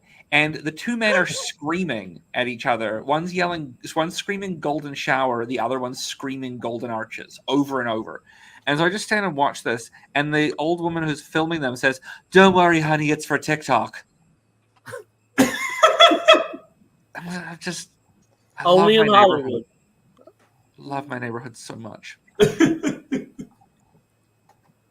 How's your beer, Travis? It's good. It's good. All right. So wet cement. If other places where you can draw dicks is wet cement. So we were only supposed to get you to 62 backers with 1,400, and you have just killed it here, brother. Yep. It's gone for since you don't have to yell. Do you want me to talk about some of the like really cool rewards I have? Yeah, let's do it, brother. Okay, so because I put out a crazy amount of work, I've got 366 days to put out my next 27 books, or I'm a failure at life. But in the past 15 months, I've put out 7 floppy comics and I think 7 graphic novels. Sorry, 6 floppy comics and 7 graphic novels, or trade paperback collections, some of them. So I've got 2 rewards on there for people to catch up on all that because it started getting too difficult to ship the full Richard Sucks collection. So now I have the two reward tiers. For $60, you can get all my floppies under the Richard Sucks Floppies collection, or for 130, I think, or 120 maybe, you can get the Richard Sucks Thick Ones collection. So I highly recommend people do that. There it is. Yeah. See? And you can get like close to 1,000 pages of comics. I'm shocked that you don't have as much people taking up this original art. There's some great stuff here. Well, I think, I did original art for the first time on the X-Files of Frankenstein campaign last month. Mhm. And I think I moved 5 pieces through that. And I think there's not that many people who really want, like, people want an entire comic. I've maintained for a very long time that a page of comic is not in and of itself an artwork. It is a piece of an artwork. The finished comic book is actually the true artwork. I can see that. I mean, I think there's a difference when you talk about like superheroes. You know, if you have a character that you like, you may buy it for a character, but I think it's a little harder when you're talking indie. You know. I'm thinking about selling the collage cover original as well. I might do that later in the campaign. But all right, well, just because it is fun, it does not mean you should not give this motherfucker money. Wet Cement is still live. Oh, look, somebody else gave it money. Oh, look at that! This is going very well for me. The I will say, like, I love this book. This was meant to be one of these like quick books that wouldn't take me too long to do, and it's ended up being like one of the most time-consuming books I do, just because the art has become so intensely detailed and because so much of it is set in a shopping mall. So if you like seeing people steal shoes, this is the book for you. If you like crime like I do. If you like mysterious goth girls in cool jackets that only seem to show up in bathrooms, then this is a book for you. I fully feel your pain. As a writer, sometimes you ignore, when you're in the process, you ignore practical things like, oh, this book is 30 pages of just a crowd shot. Maybe I should do something to change this. No, see, so here's the thing. I think that when you are like, you see these shitty posts on Twitter all the time from like self-important writers who are trying to virtue signal that they're good people. And they'll say things along the lines of, I personally would never write more than 5 panels into a page because I respect my artist's time. And I'm like, fuck you. Do you know how bored I would be if I got a script that was like every page 5 panels? Like, give me a 30-panel page with tiny details and weird close-ups. Give me a massively complicated perspective shot. Give me a crowd scene. By all means, list everything that has to be in it. Don't make me try and make up hairstyles and clothes. But like, give me shit that like it would take me longer to draw a 4-panel page of background-free medium close-ups of characters than it would take me to draw a massively complicated cityscape. Because I would get fucking bored on the 4-panel page, and I would wander away. I would like find excuses to just it's the adult equivalent of looking in the fridge during the commercial break of Parker Lewis Can't Lose. Like you need, the goal of comic art as an artist is to have your attention held like by every single moment that you are drawing. Like X-Wives of Frankenstein it's 4 issues. It is 22 pages per issue. It is 880 panels exactly. There are many pages that have, big splashes and things like that, but I have like managed to keep it exactly to a 10-panel per page average. This one, I'm a little bit looser with it because I've got so much shit that is filmed through fish tanks and like in bathrooms and in places that need large drawings of like complicated things. But like, just fucking keep people interested. Like, my goal in life is to not be bored by my job. It's funny that you bring that up, Richard, about your art styles. One of the things I've always appreciated about what you do is normally like, you see artists that'll be like, we can't have this many panels. We got to find a way to cut it down. And then you'll go drop a page. And I'm like, dude, Richard has 18 panels on this page. And this page tells a ton of story and it's drawn well. I'm like, not many artists want to do that. And you do a really good job of being like, I'm just going to cram as much stuff onto this page and still have it be a good storytelling page and be artistically, have an artistic integrity as well.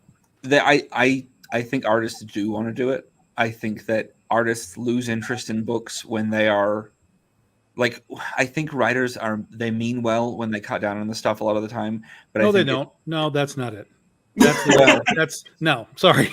Anyone who's sitting there going like, I'm going to give you 4 or 5 panels a page, there's not a writer that understands pacing or storytelling at all. Look, I'm trying to be nice because I don't want to get canceled. On no, the fuck, internet, fuck being nice. Nice doesn't get anybody anywhere. No, you're right. I'm the only Seriously, we gotta call that stuff out. Anybody who's got attitudes like that, you don't understand the medium of comic book storytelling specifically. It's a visual format, and if you're sitting there reducing yourself, essentially yourself, your story to, I'm going to do 4 or 5 panels per page, period. You're not even giving your artist enough to work with in a lot of cases. And that doesn't mean you can't have a 4 or 5 panel page, but if you do like 8 or 9 or 10 panels, your artist is really drawing less because your panels are going to be smaller, and each one is going to be like, well, here's the hand, and here's the cup, and here's the moon, you know, whatever. Your artist is actually drawing less on a page when you're organizing it properly and telling, you know, a truly visual concept through your storytelling. So, white knighting for your artist to say like, well, I'm not going to have him do so much stuff. You're hamstringing yourself in your storytelling. So you can always see it. You can always see the point where someone does an issue 1, they hire an artist. I think, you know, we've lost the wonderful days of collaboration where writers and artists knew each other and like worked to each other's styles and what have you. We're now in an age of, I found an artist on the internet through a Facebook group. I pay them this amount and they draw a picture for me. But you can always see it like when there's a good collaboration on issue 1, and it is that the artist is so enthused about the story. And then by issue 2, the artist is like, this guy's delivering me shitty scripts that are kind of boring to draw. I have checked the fuck out. This is now a paycheck job. And you start getting the most boring looking comics. By issue 3, it's completely fallen off. Yeah. Artists want to be challenged, I think. That's certainly true of me. Yeah, it's one thing with covers that I've talked about with a lot of people where it's like, too many times I'm seeing people that are doing variant covers that they just look like the same thing I saw in your last issue. Like every time it's just the same thing. And I keep hearing from artists that there's no art direction anymore. People are hiring them and do whatever you want. And to some degree, that's a freedom thing. But what I hear generally from artists on the contrast to that is, no, tell me what you want. Like, I need to know if you want trees or buildings or beach or city or, you know, give me something. Don't tell me blank page, go. And most of the time when you do that, you just get the same thing, a quick, okay, he doesn't care. So let me just whip something out and like a cover should tell a story. Yeah. Like it's your chance to tell a story in a single image, which is one of the most fun things to do creatively. And you see these things that feel more like, hey, my favorite type of variant cover, a dynamic pose of a character that I don't know or care about because it's an indie comic that I haven't read yet. Like, you can get away with that shit if you're drawing Spider-Man because we all know who that fucker is. I need to know 50 different things about your comic from the cover if I've never heard of it before. And that is the challenge. When I come up with a variant cover, 9 times out of 10, I will come up with an idea for a cover, and it'll be something that I think of like my style or a style that I work in will not work for this book, for this image. And then I will think, who is an artist who could pull off this style of image well? And then I will reach out to that artist and say, here's what I think. Is this something you would want to do? You know? Yeah. Drawing a cover is almost like writing a mystery. You have to make it something that's going to draw, you know, especially for indie books.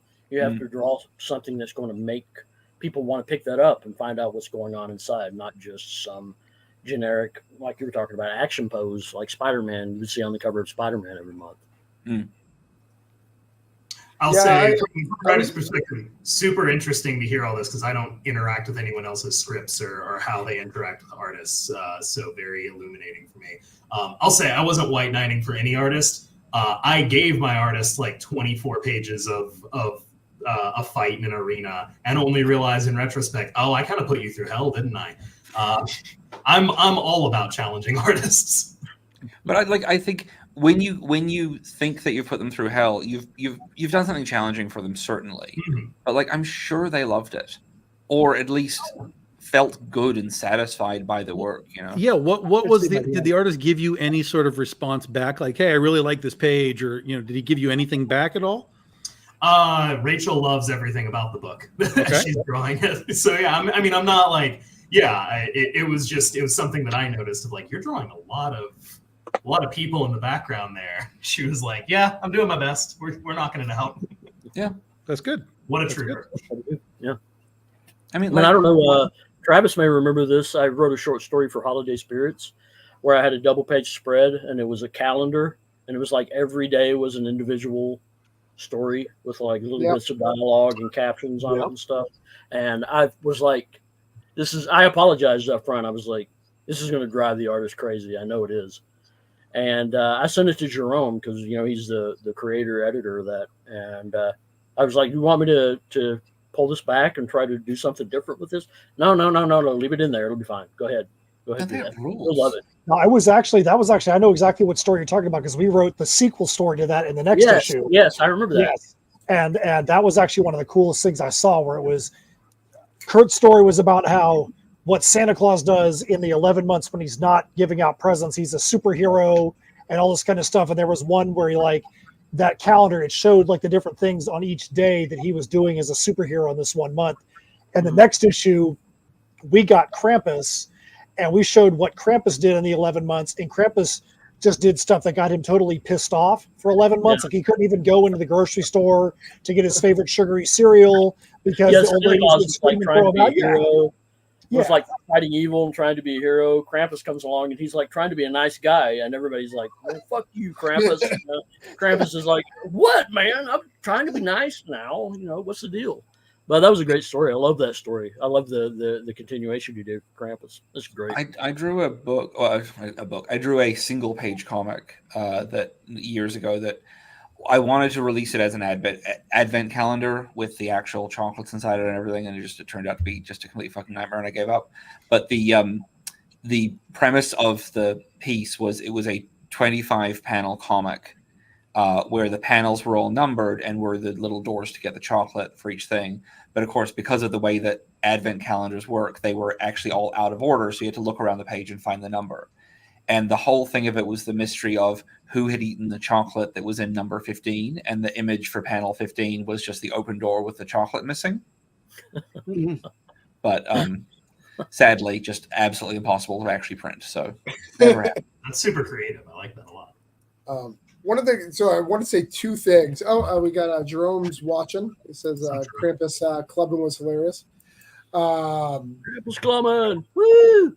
I listened recently to a Brian Hitch interview, and if you've never listened to him, man, that the way that guy talks about art is inspiring. And he talked about Frank Miller, like when you look at like Dark Knight Returns and how he wrote it like a symphony.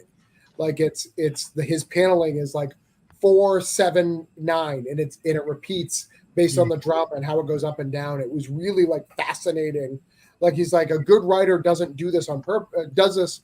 They don't do it like they just write it as a flow and they know how this flow goes. They do it just on a subconscious level, which I thought was really interesting.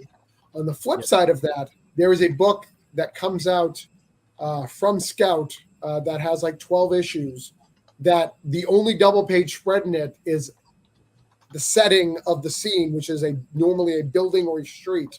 And it's the most boring thing I've ever seen. And I don't know why you'd waste a book. It's not important buildings or streets. It's just likes to draw houses, I guess. I don't know.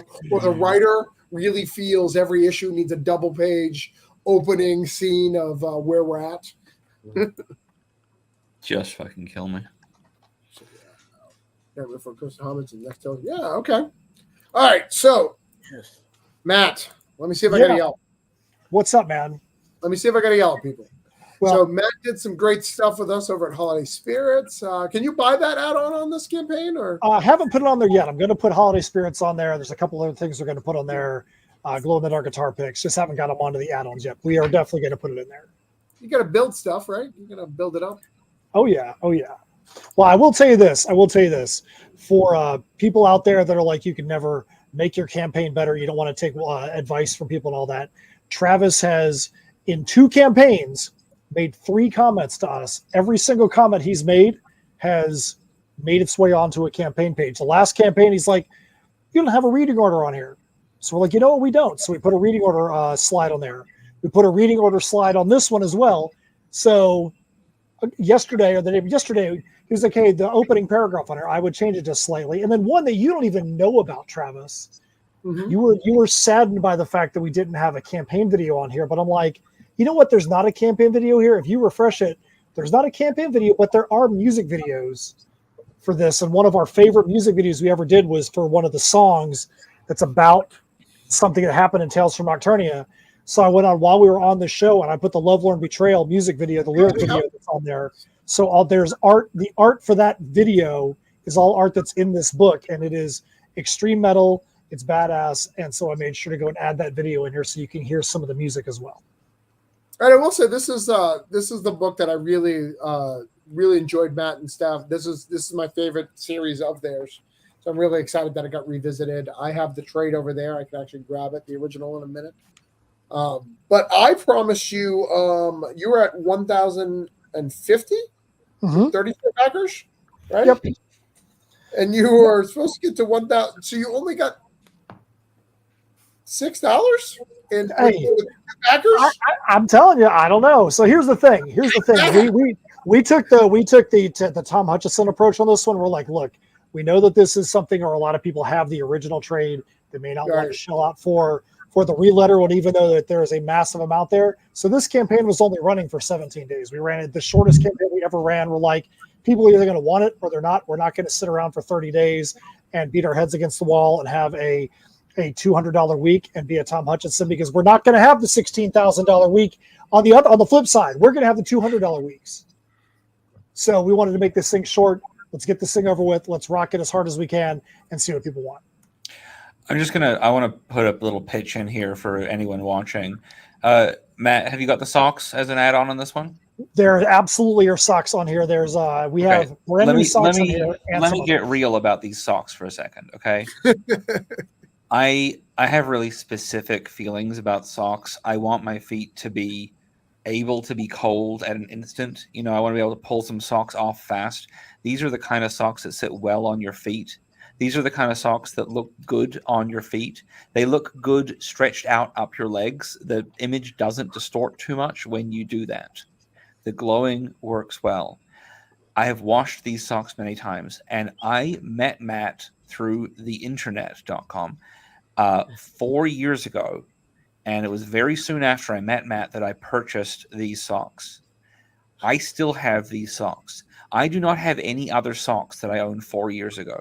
These socks are so fucking comfortable, so fucking perfectly stretchy. They never slip down.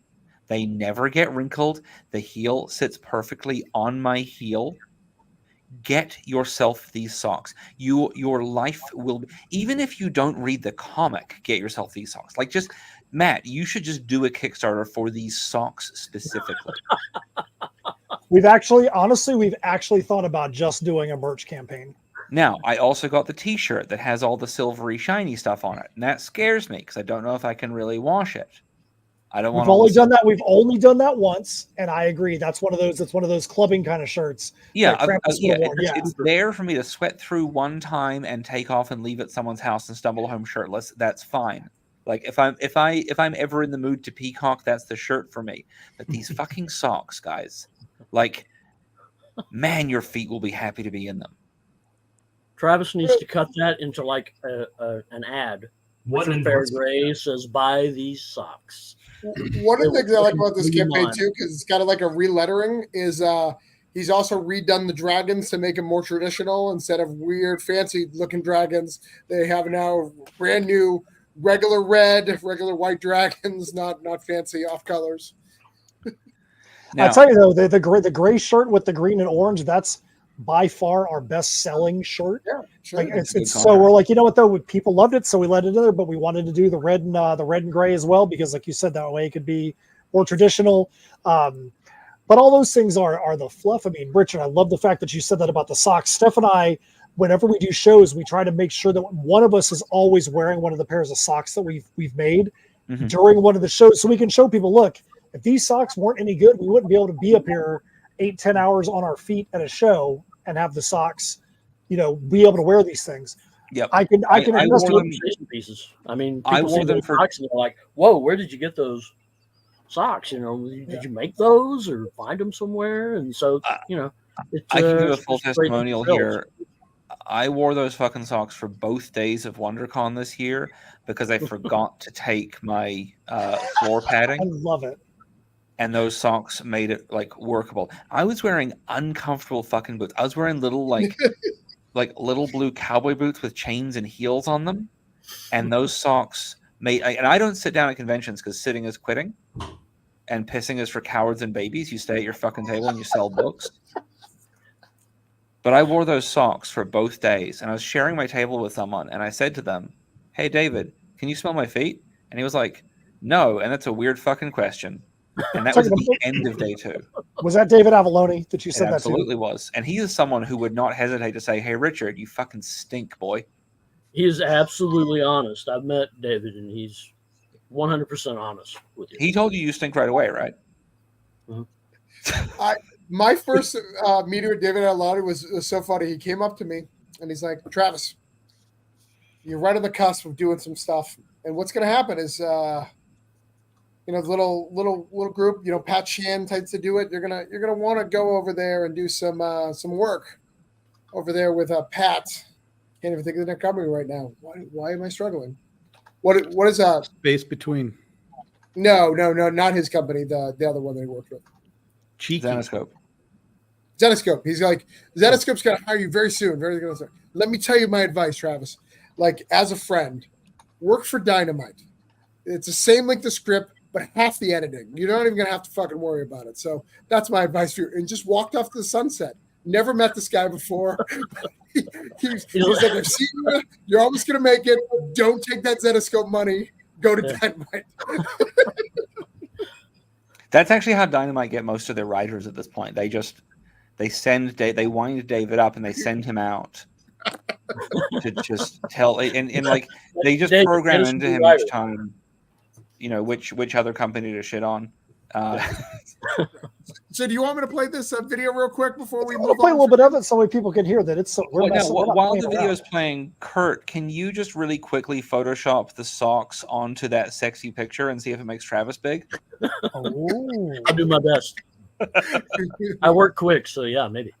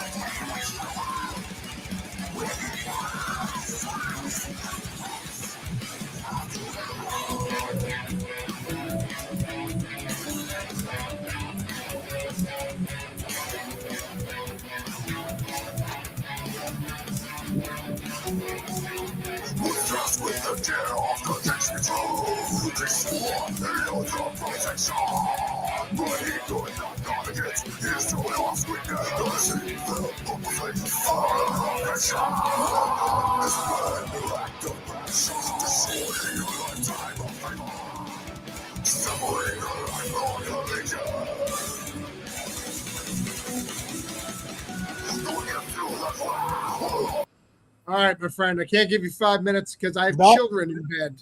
I you know what? They hopefully are going to have nightmares and they're going to be thinking about death metal and extreme metal right now. And they're going to wake up and they're going to be happy kids. I have to look, man. Wells Thompson was rocking out to that. I have to ask a really. Look, I used to have real long hair. I know how to rock it. All right. This is a really important question, Matt. Me too. Matt, why did you need to put the lyrics on the screen when, like all death metal, that was very clear to all of us exactly what was being said at all times? Entirely comprehensible. Yeah, I mean, it was just so that way we could just overdo it, and have faith in your audience, Matthew. He knows his audience.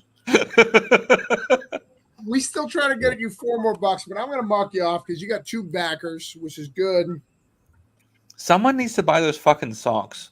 I don't need another pair. Socks, or Richard's going to be mad. I don't need another pair. I still have my pair, and they can get me through 2 full days. Well, but here's the thing.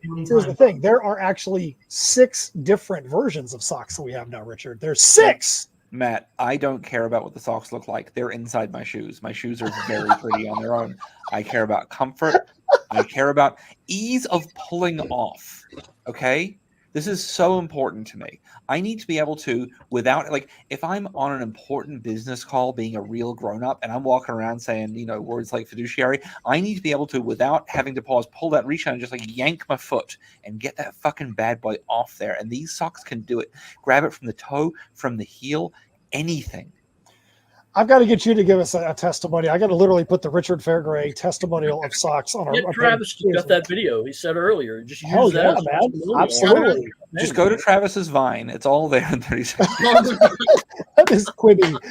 You may need a couple of the vines because they're only 30 seconds at a time. And again, though, Travis, vines are 6 seconds long. I don't know what kind of old man Florida vines you're watching.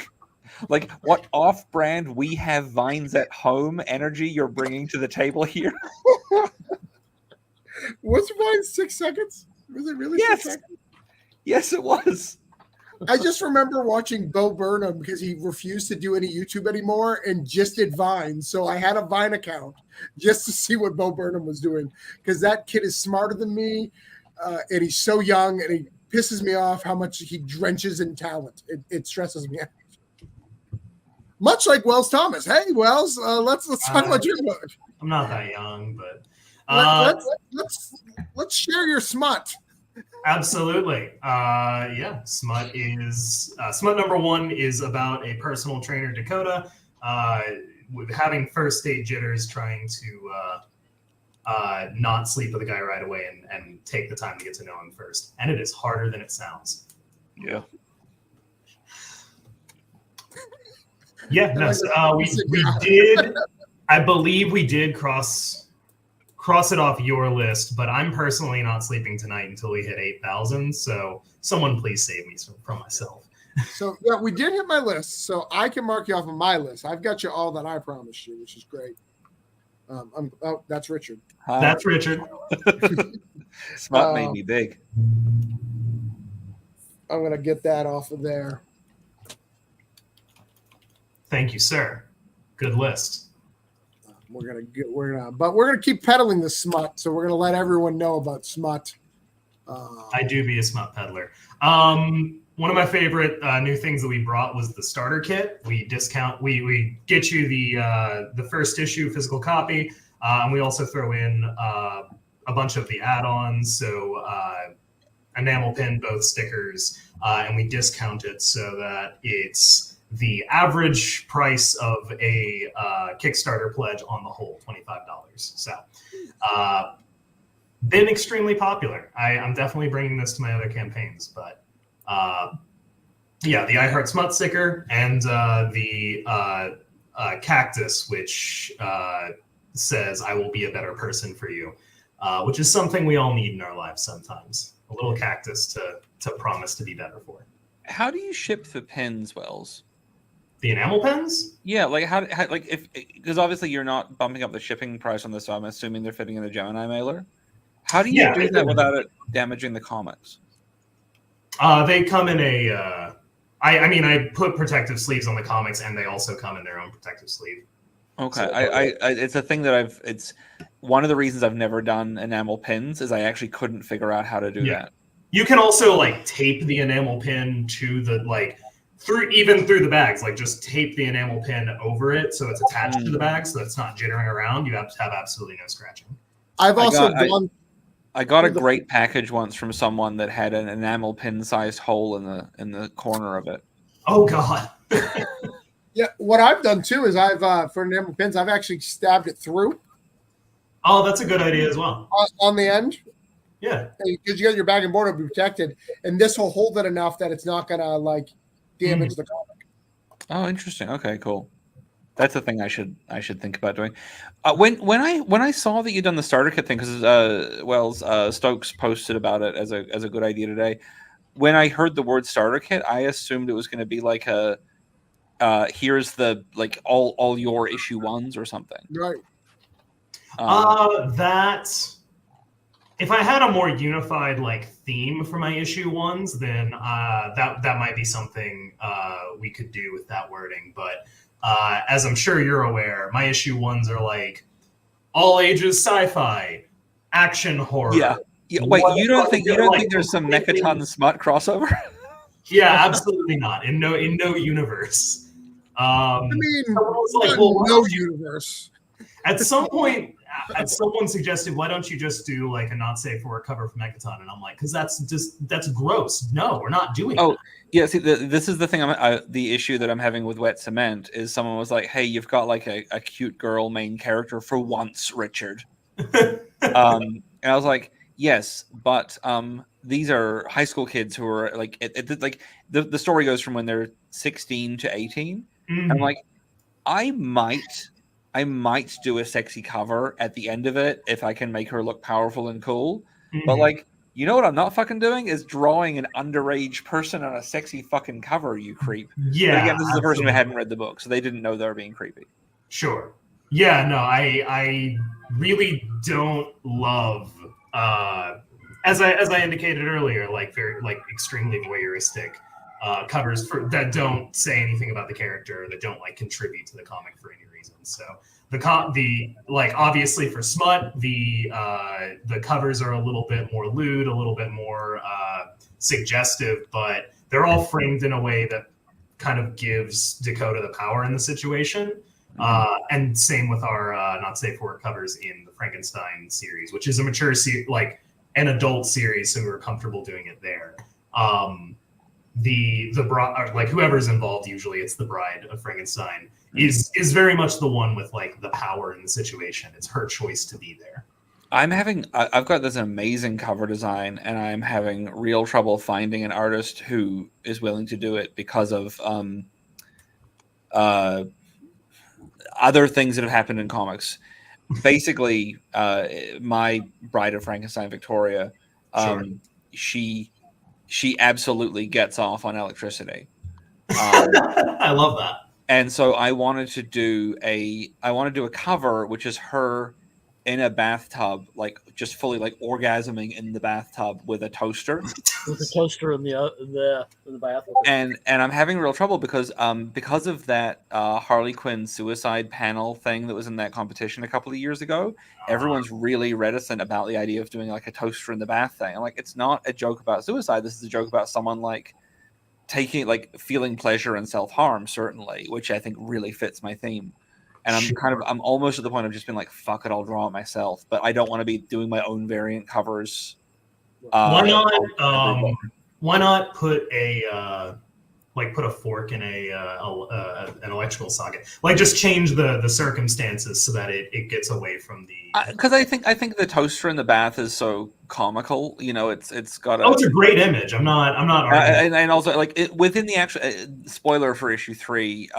She actually takes the underwire out of her bra and puts it into a socket and puts it in her mouth, just because she can't fucking deal with Elizabeth anymore. And I don't want to lean into like, I feel like anything less comical becomes almost like actually voyeuristic. Like we're seeing her pleasure herself with a toaster in a bath, sort of funny. And it's like it's the kind of thing that she would cheekily post as an Instagram. Whereas if we see how she actually masturbates, it feels weird. Yes and no. I get that. Speaking of masturbation, Sean, you are at.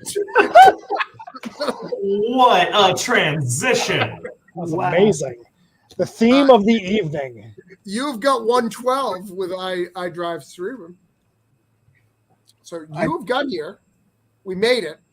Yeah, absolutely. I'm proud of you. Thank you, sir. I'm happy myself. Every time I come on to one of your shows, man, like people kind of come together. It works out. It's awesome.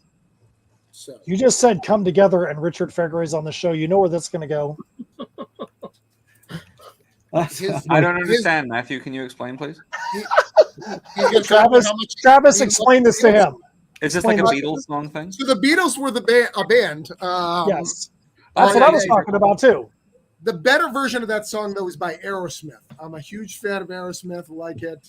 Steven Tyler did a great job on that. Tom, your opinion? Fan of the Beatles? No, Come Together. Which version's Oh, better? the song itself? Or the Aerosmith Yeah, I like version? the Aerosmith version. Yeah, good. Yeah. Sometimes I imagine what it would be like waking up in a world where the film yesterday never happened. I liked yesterday. That's very meta. Wow.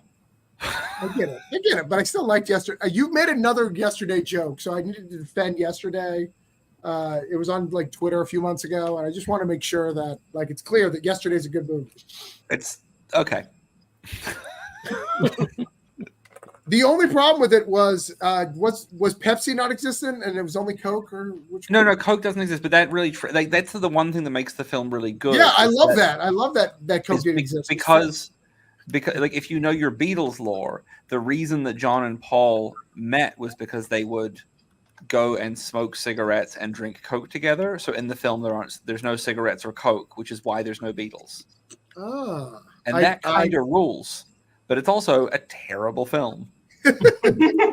But do you guys know about the Ana de Armas court case? No. So she's in the trailer for the film. Okay. Right. Oh, right. Yeah. She's and the guy like, sued them because it was false advertising.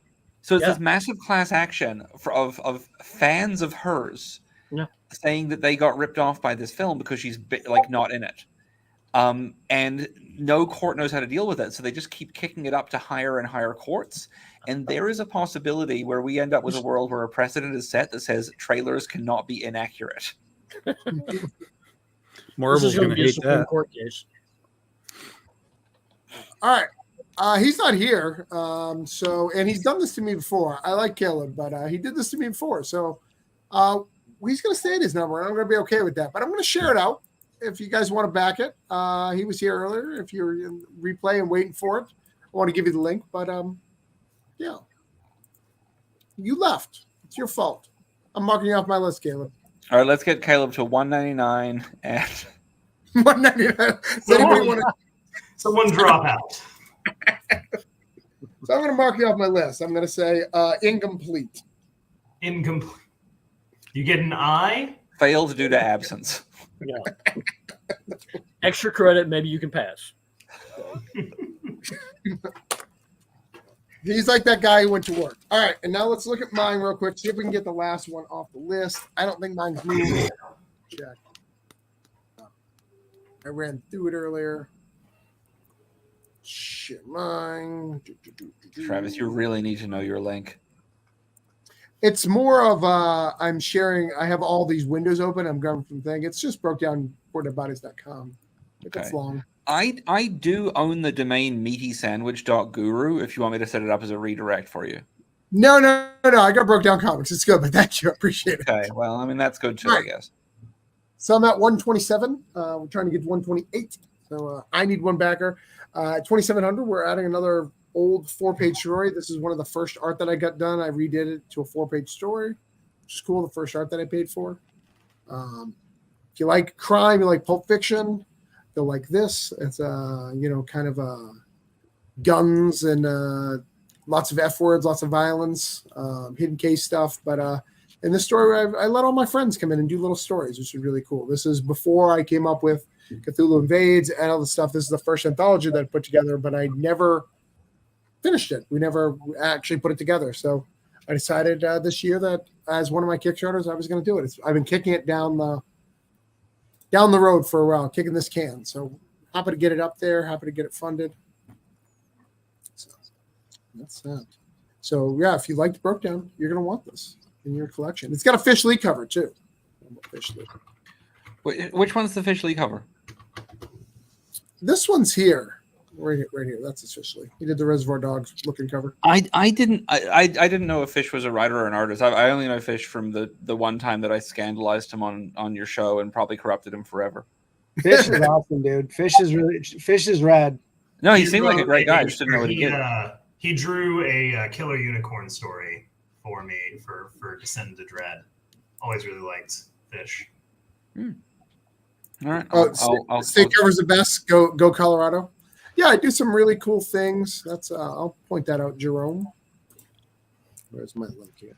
Yeah, on the side we've got some really cool pledge levels, but one of the coolest ones is we do these state homages.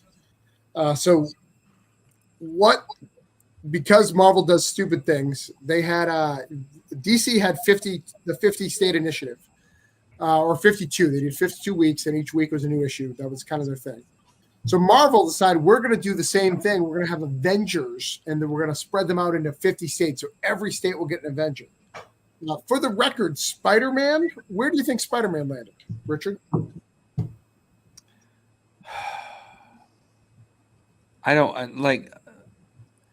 Is it going to be a thing where they put him nearby and put him in Jersey or something, or is it going to be a thing where they're just like, I guess Spider-Man's in New Hampshire.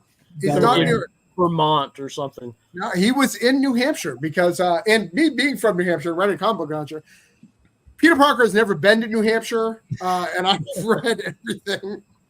Where would he swing from in fucking New Hampshire? I don't know. But yeah, so it's a cool thing. So I've been doing homages myself. I've got a Texas one. I've got Colorado. This one particularly, Colorado, was Hercules, by the way, because Hercules is known for his Colorado roots. Yeah, he's one of those classic mythic Colorado characters, like Hercules, Dr. Quinn, all of them. And then the worst part about this, so in the Marvel universe, each state had their own Avengers team, but they never did anything with any of them. So they never had a book, they never had an adventure. What I would have done is done. It was like a cover gimmick, basically. Right, it was cover gimmick. It was so weird, the weirdest thing. Do you guys remember the release, like the early days of the gimmick cover, where it was it was a Marvel comic where two people were having a big old punchy fight in front of a store, and comic stores could pay to have their name on the window of the store. My local LCS actually had that. Yeah, they did that with Godzilla too. He'd step on your store, and the sign would be falling off the store as Godzilla steps on it. Yeah, that is how the Coliseum got famous. Mm-hmm. Well, and they did it with Walking Dead. That was a big Walking Dead variant. That's what the LCS here did. They did the Walking Dead variant. Yeah. God damn it! Like, I'm not really a big fan of the massively overpriced variant market, but like, I'm confused by brand loyalty that happens across the board. I'm confused when I see a child wearing a T-shirt that says Coca-Cola. I'm like, that's enjoyable as a drink, not a shirt, young man. But like, when I see somebody is like paying extra money to have the name of the place they bought something on the thing they bought, that feels like a broken system. When you put it that way, that makes a lot of sense. And the worst part is, like, you were so right. And then the worst part is, like, it's not that different, right? So if you got it from two comic stores, it's really just the logo in the window. Mm-hmm. So nothing is really, your variant cover that you're very proud of for your store isn't really that different from every other store. Right. But it is 12:22. So I'm going to let anybody who needs to go. I still need to raise my money. Wells says he's up until he reaches his 8,000. But I wanted to give anybody who needs to go the opportunity. If not, but I'm going to chill and bullshit. I got to roll. I got to record a podcast in the morning. So I got my college fantasy football podcast I got to do in the morning. So that sounds made up. It is at cfbdynasty.com, the leading source for college fantasy football information. I kid you not. Fuck, I've been going to the wrong place for all my college fantasy football. You have, man. It's actually it's actually a growing market. But yeah, I'm a part of their podcast, so I got to prepare for that in the morning. Do you make more on fantasy football or comics? Which one's higher? Oh, comics for sure. Which is pretty sad if you think about it. Yeah. What's your fantasy football team name?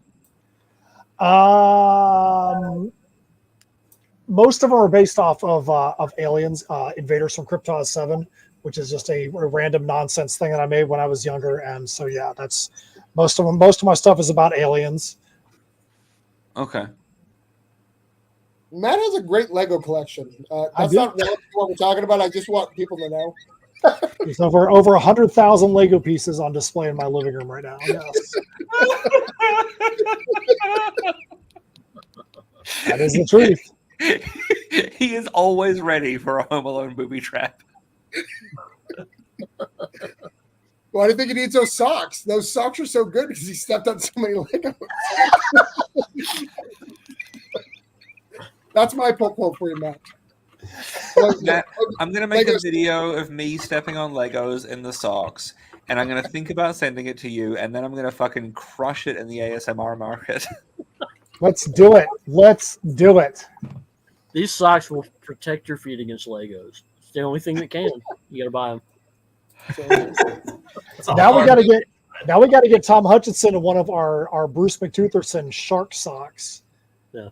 And that'll just complete the circle because we know how you feel about everything shark. Not everything. Not everything. What shark do you hate? I've gone down that rabbit hole. It's baby shark. It's I was going to say from NATO to baby, every shark is great.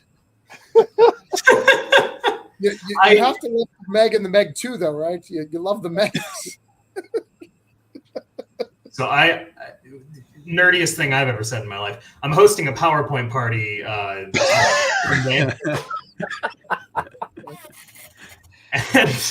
Hey, can someone? And this is for real. No, my PowerPoint is why sharks are better than people, and I go through all the reasons as well as all of the debunked fake reasons that people give why sharks are better than people, and why those aren't real, but there are better reasons. So is this online, or you literally have like invites to line up for people to come to your house to No, actually this is a They small like bring their own. They bring their own PowerPoints. Yeah. To show them. Oh, nice. Wow. Yeah, no, it was just an opportunity for me and my friends to pop off about some niche topic that we want to talk about but don't have. It's like that question that they always ask you. You know, what can you talk about unprompted for 30 minutes? And exactly. Yeah, that was the idea. It was either that or like a deep dive into Dark Souls lore, and even I am not cruel enough to submit my friends to how much I know about that godforsaken series. I once got invited to what I was told was a party, and when I got there, it turns out it was 7 of us who the guy had gathered together because he knew we all were fans of the music of the Mountain Goats, and he had printed out onto acetate to project on his fucking old school overhead projector Mountain Goats lyrics for us to sing along to together. I've never spoken to this person again. Obviously, that's the correct response. As you describe your party, I'm missing him. every time from now on, you get invited to a party, you're like, "This isn't going to be a Mountain Goats lyrics party, right?" Okay, I'm on my way. I'm on my way. All right, so that's gonna go. Everyone consented to this. My first, like, hey, you want to come to a party? Is there a bowl I can put my keys in? Great, I'm there. Sean. Good night, Matt. We'll see you done. catch you later. Also See gonna y'all go. later. Yeah, I'm I do bouncing find too, it awkward guys. that Matt and Sean are leaving at the same time how the show started, but that's fine.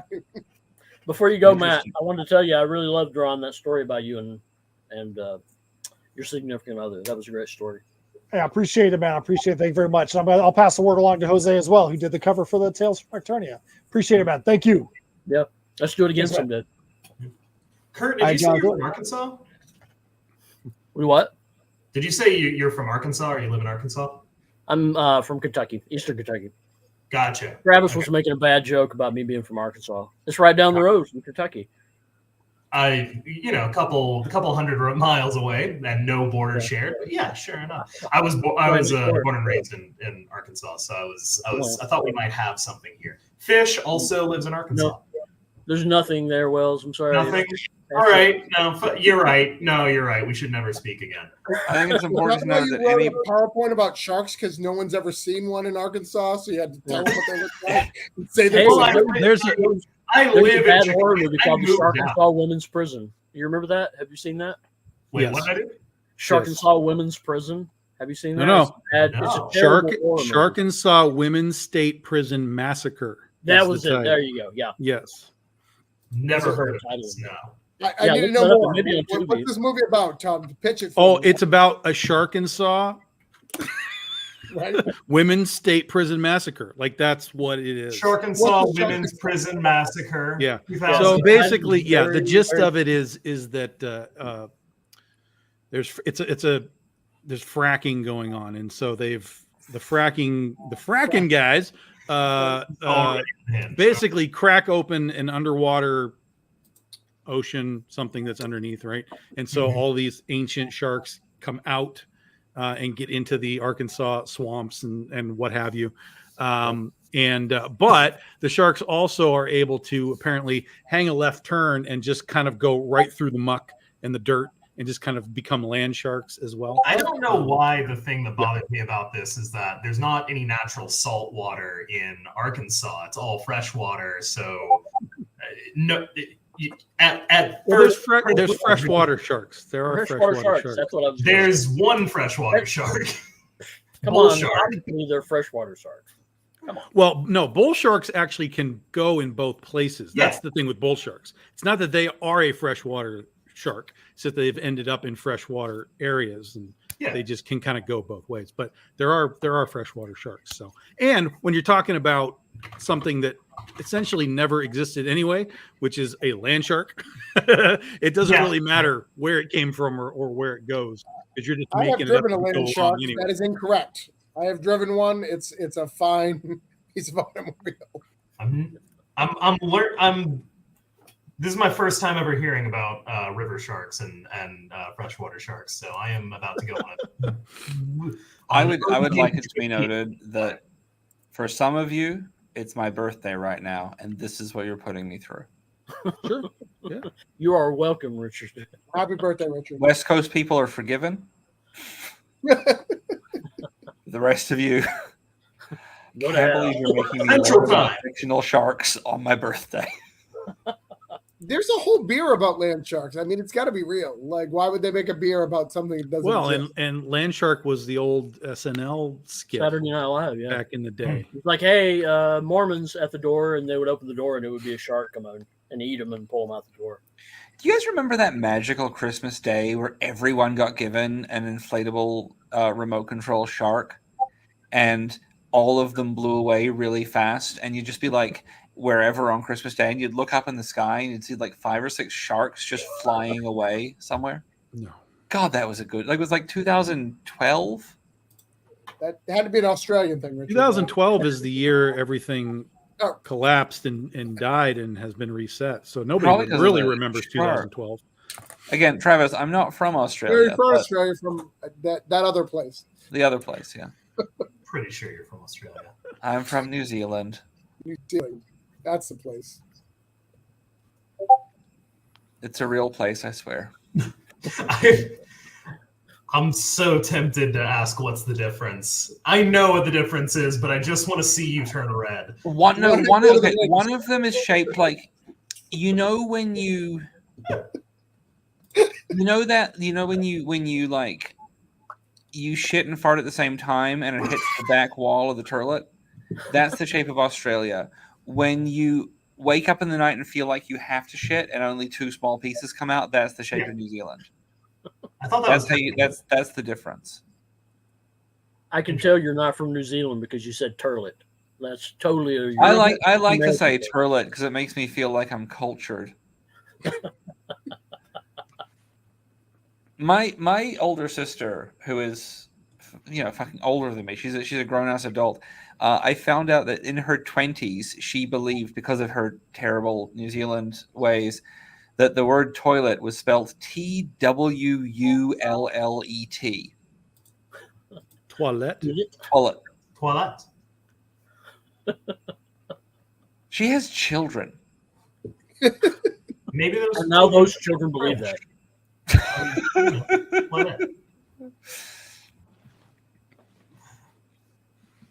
See, this is why we talk about sharks, because talking about toilet that's the end of the conversation. I will have you know, there's 148 people watching right now, Tom, and I believe every single one of them is real and not Twitter saying there's 148. Of course they are. Of course they are. There's no way for Twitter to tell us whether they're sharks or not. Why would Twitter lie? What would they gain of having people watch times be bigger, and to keep someone on their platform that doesn't have a visual? Elon said the bot problem was taken care of, and I believe every single message I get saying that they are a Kickstarter expert and marketing guru is real and genuinely wants to help me.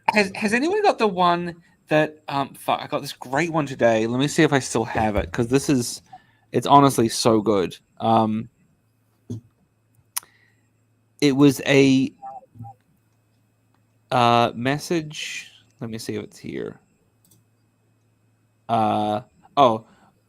We are deeply committed to eradicating the prevalent scams in our sector, and we are are eager to guide you in reducing these risks.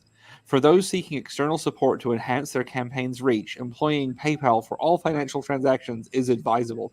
Like their opening gambit is, listen, we know there are scams. We promise we're not one. Here's my brother's campaign. Look at it, $1 million. The amount of them that are like, we think we could really help you with your campaign. Here's our campaign. We raised money for an Indian restaurant that sold wooden spoons for $6,000 a piece. And look, it did really well. 4 backers.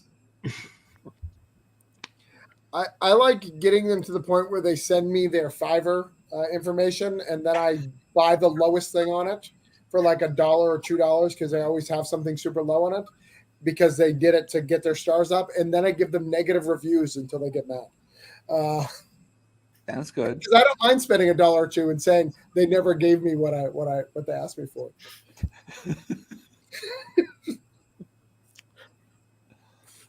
And you think I'm kidding, but next time ask them for the Fiverr, and you may see my name in the list. I have done it a couple times now. A couple people, they've had to cancel their Fiverr account because I won't. So the way Fiverr works is you pay for it, and they'll be like, "Hey," they don't want a negative review, so they're like, "Hey, can you cancel your request?" I was like, "No, you have to do the work," and they can't do the work. And even if they do the work, I'm going to give a negative review. So we're stuck in this thing until they cancel the whole Fiverr account.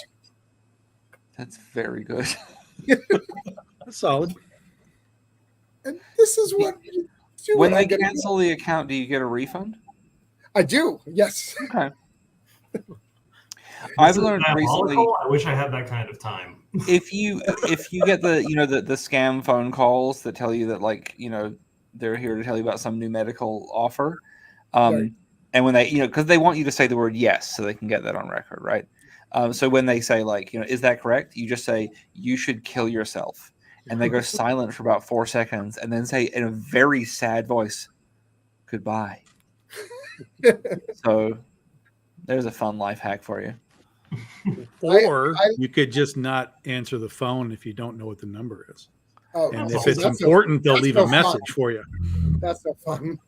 And I miss the days when it was a real person calling with like an offer about a hotel, and they'd tell me like the hotel they were calling from, and I would immediately go into a panic being like, oh my God, I'm so sorry. I didn't think you knew my name when I came. I used a fake name when I checked in. I didn't mean it. It was part of a dare. I was trying to impress my friends and just go more and more hysterical until they hang up on you. But now it's all robots. Now it's all robots. Or police charities. See, I am pretty sure, and you may have did it yourself. You may have did it, Richard, but somebody signed me up to fucking Medicare, and I get Medicare calls all day long. Someone has decided that I'm an old man. I don't know who did it, but kudos on you. But my phone rings constantly to give me Medicare, and I am not of age for Medicare. I used to get AARP stuff in the mail all the time. Just like every like week, I would get like 2 or 3 letters from the AARP, like, "Hey, here's your membership card. Sign up." And I'm like, I am 24 at the time. So, you know how you can't, like, when someone stops using a phone number, they deactivate it for like 18 months or something so that it'll refresh before they can hand it out again. They'd stopped giving out 310 numbers, which is the Hollywood and Beverly Hills area code. And my ex, who is kind of a bad person, really good in bed, but a bad person, he would always brag about how he had a 310 number and it was impossible to get them anymore. So the second I moved to LA, I went to the AT&T store, told them like 5 stories about him, and how and then mention the 310 thing. Like, oh, we can give you a 310 number. That's fine. Absolutely. Like for that guy, absolutely. Because I was like, all I want to do is call him and say, hey, I got one on my first day. And so I got this 310 number that had only been deactivated for like 3 fucking weeks. And so I've been getting calls for a guy named David Campbell now for 8 years. And like mostly it's just spam stuff, mostly it's nonsense. A lot of people like offering to like redo my roof. But finally I got sick of it, and like every call would start like, hello David, and I would say no and hang up. And finally I was like, I'm just gonna say yes one time, see what happens. And I say, hello David, and I say, yeah.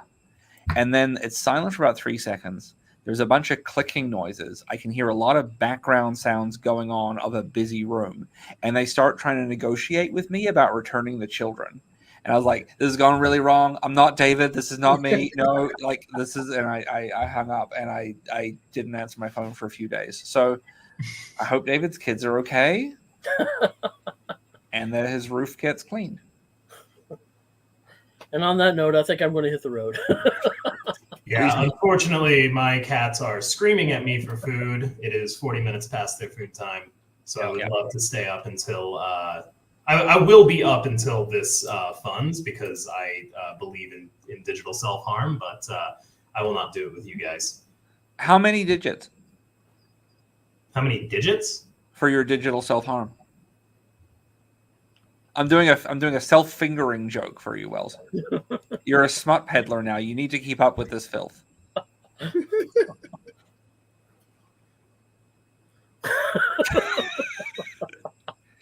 Wells, do you know why gay men lose in fights?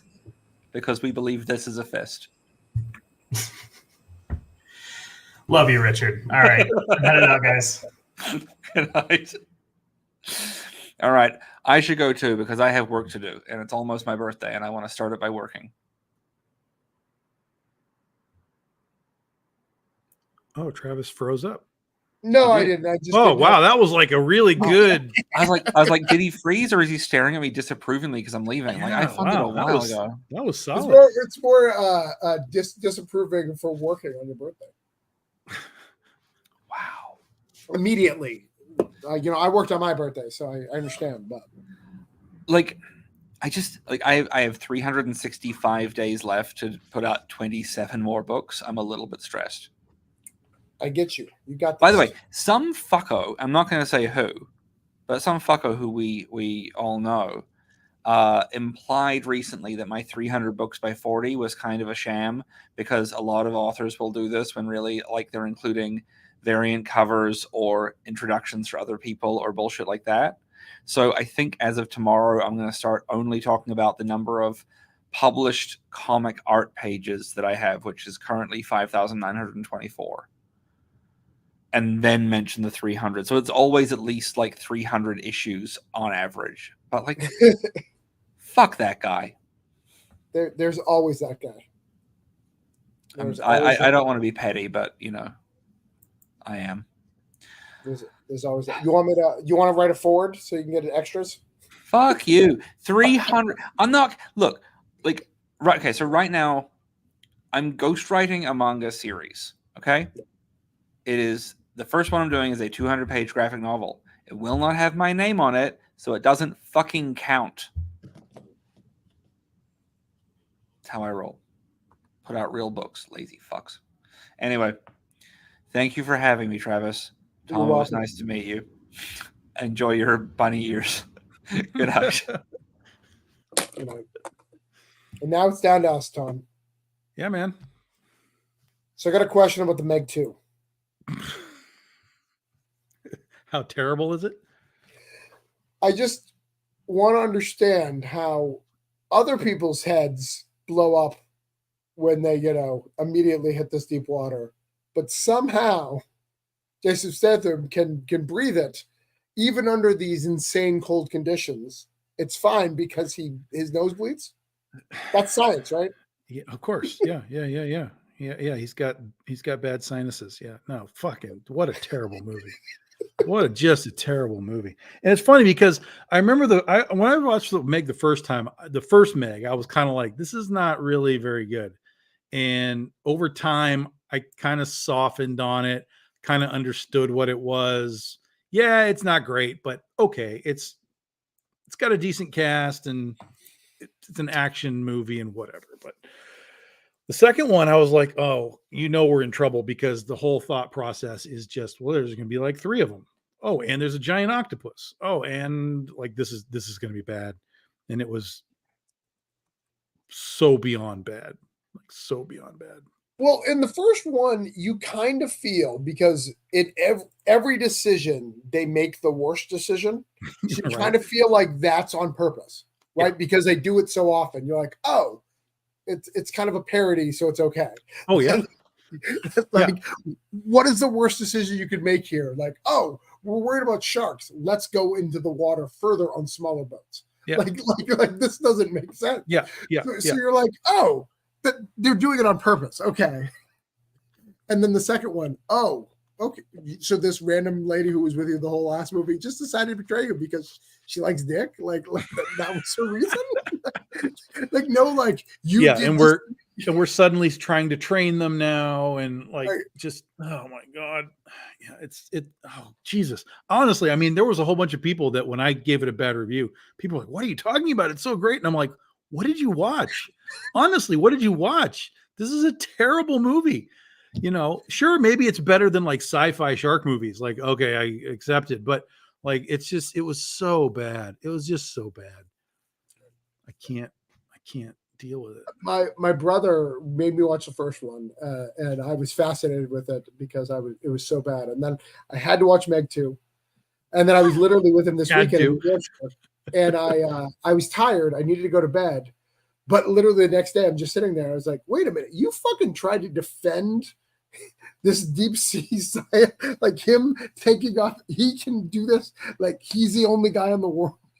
Yeah, no, it was bad. And was part of the fun of the first Meg was that it was basically just Jaws. Like, there's so much Jaws. Like, hey, remember when we did this in Jaws? Like, that's all over the first Meg.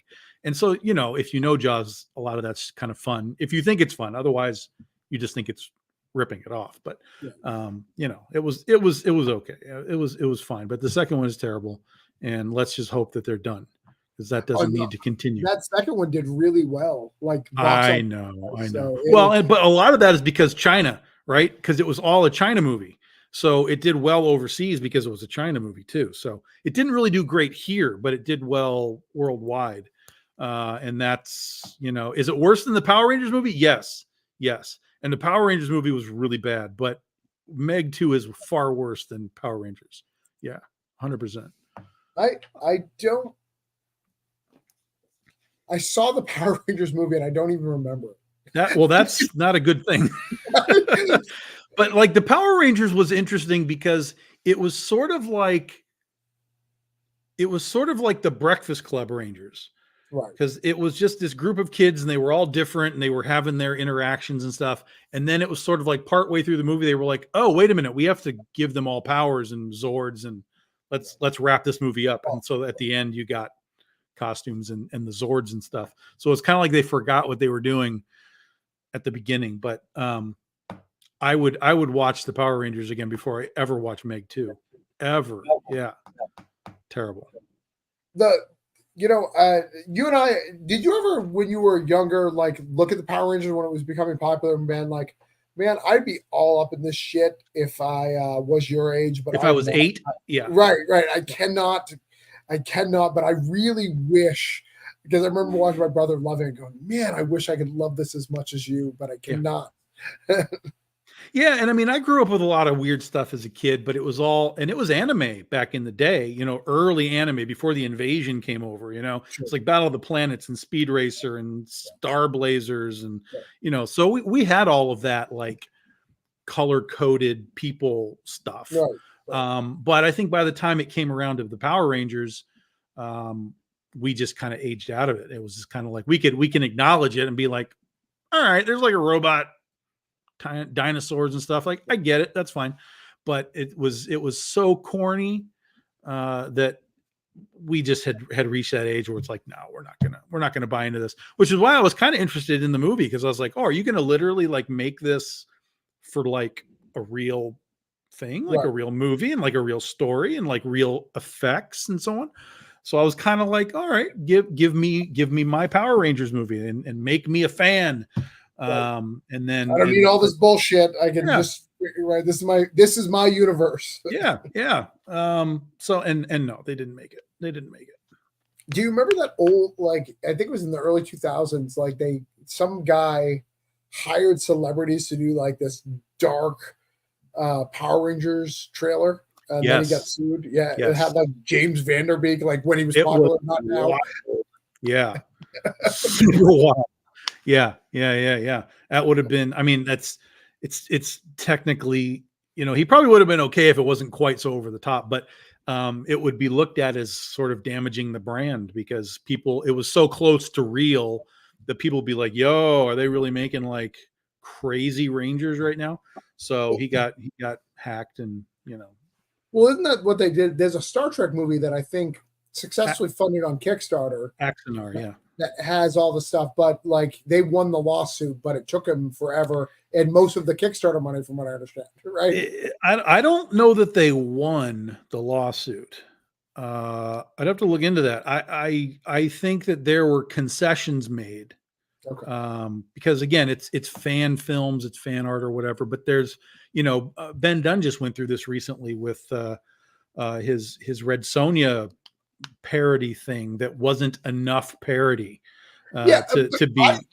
I agree with Dynamite. I don't know about you. I felt it wasn't enough parody. It wasn't enough, and I didn't even realize that they had their own Blue Sonja. Like I had no idea that was. Oh yeah. That's the whole thing. So add that on top of it, and it's like it was all kinds of problems. I even told Ben, I was the one that said, "Look, you got to at least put a Y in there and not have it a J, and maybe you can skirt something here." But I figured they'd run into some sort of a problem, and they did.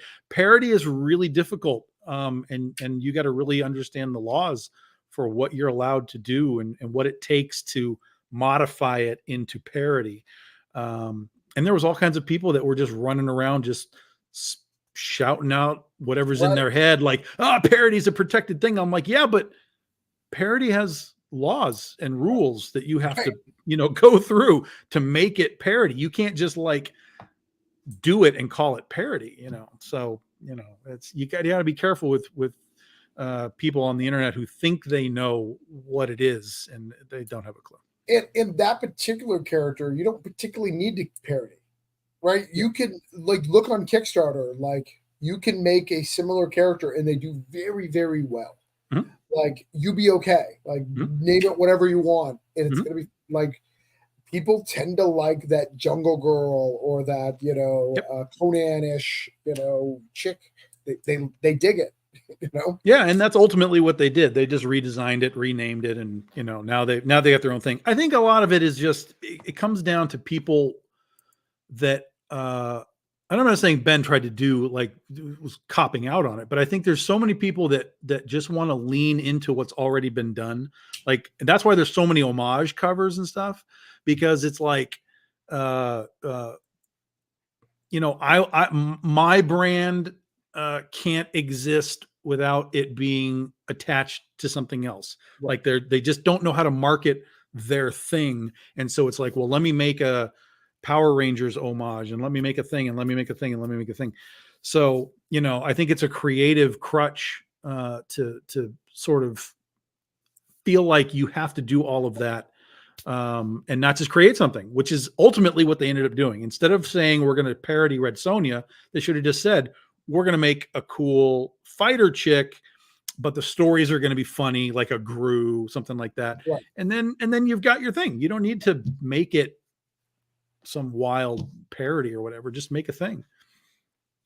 Yeah, you can do, and I get it to an extent. Like a lot of people, when I tell them like, I want to write Marvel, I want to write Spider-Man. Mm-hmm. When I say that stuff, a lot of people get really mad at me, and they're just like, just create your own superhero, do stuff. But I don't want to. I don't want to do that.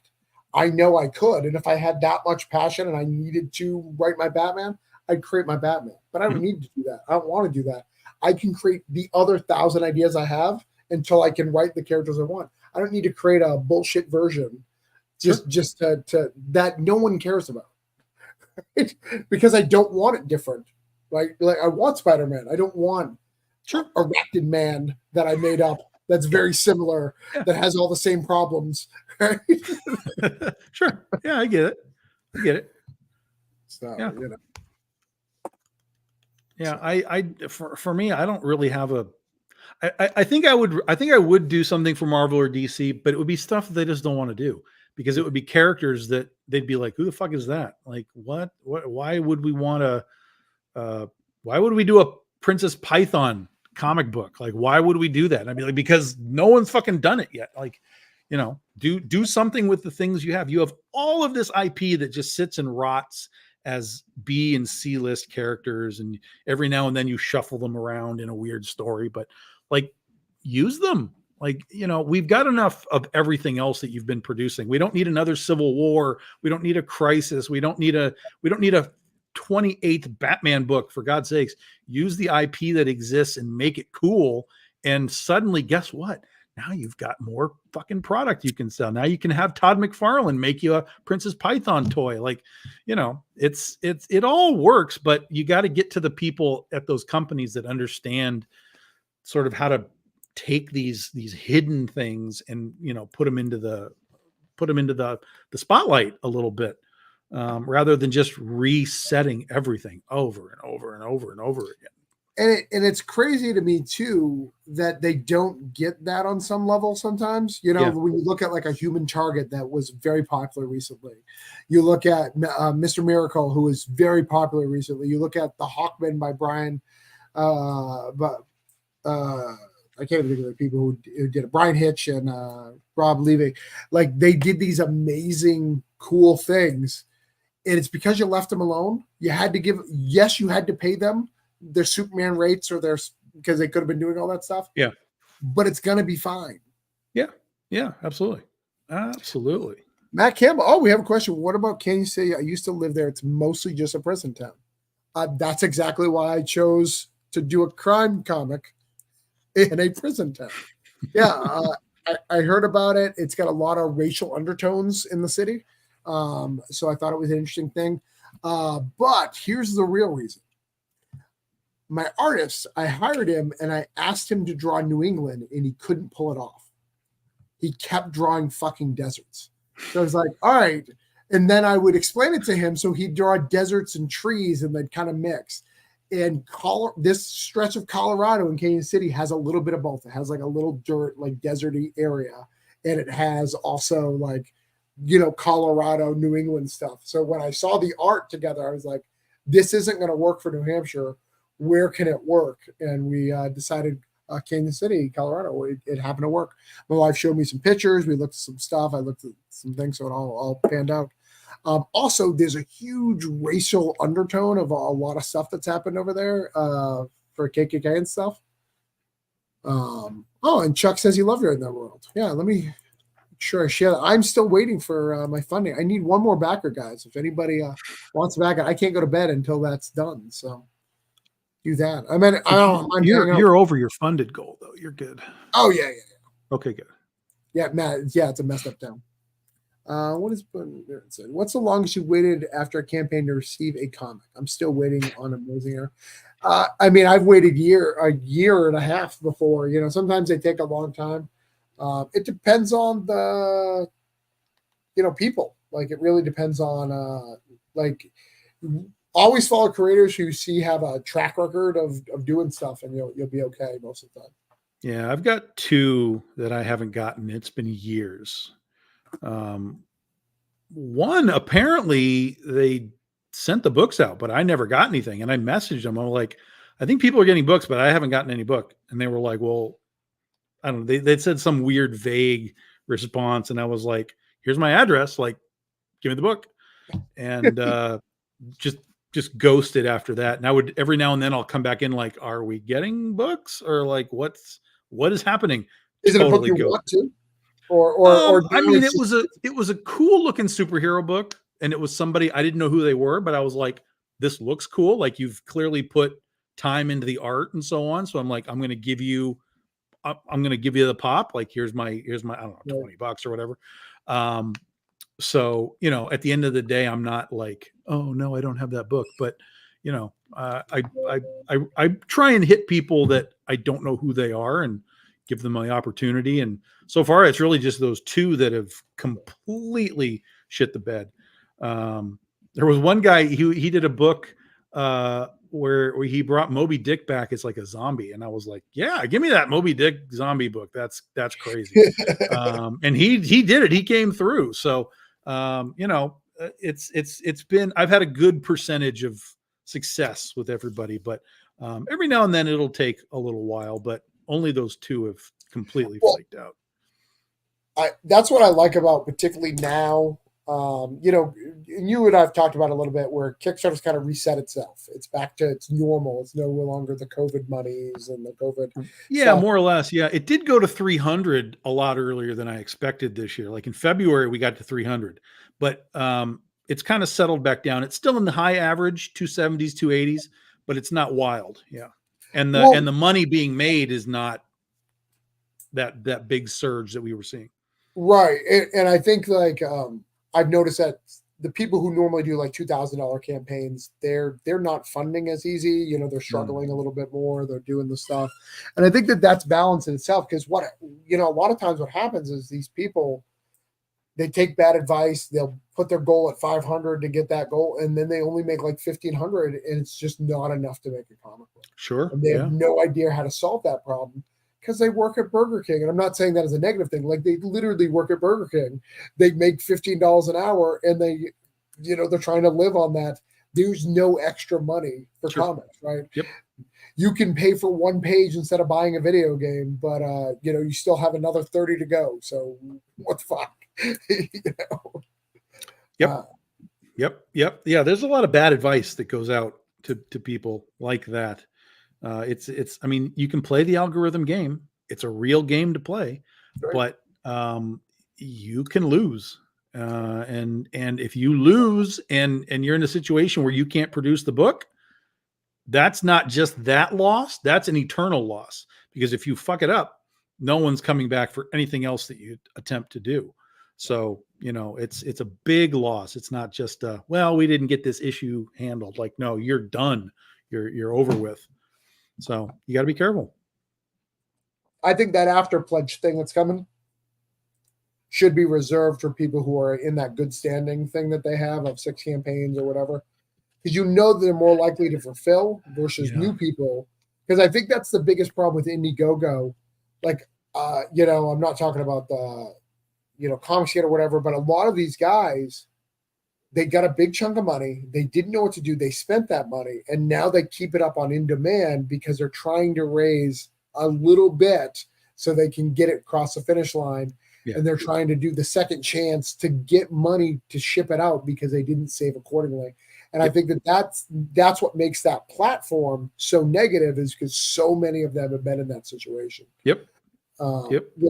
You remember like the first time you made real money on Kickstarter, you're like, this is a fucking different animal. It's a different world. Yeah. And it goes fast if you're not like smart. Like you can fucking waste that money so fast. I don't think people realize how fast that money goes. That 30,000, it's just a number. Like it goes just as fast as 3,000. Yeah. Yeah, absolutely. Yeah. And when you do Backer Kit to do your surveys, Backer Kit allows you to sort of do the Indiegogo thing. It sort of allows you to open a store for however long you want to open a store, so that if people did miss, you can be like, hey, you missed. Right. Here's the link to Backer Kit. Come buy your stuff. So there's ways to already do it. If you're a Kickstarter person and you're not an Indiegogo person, there's ways to do it. I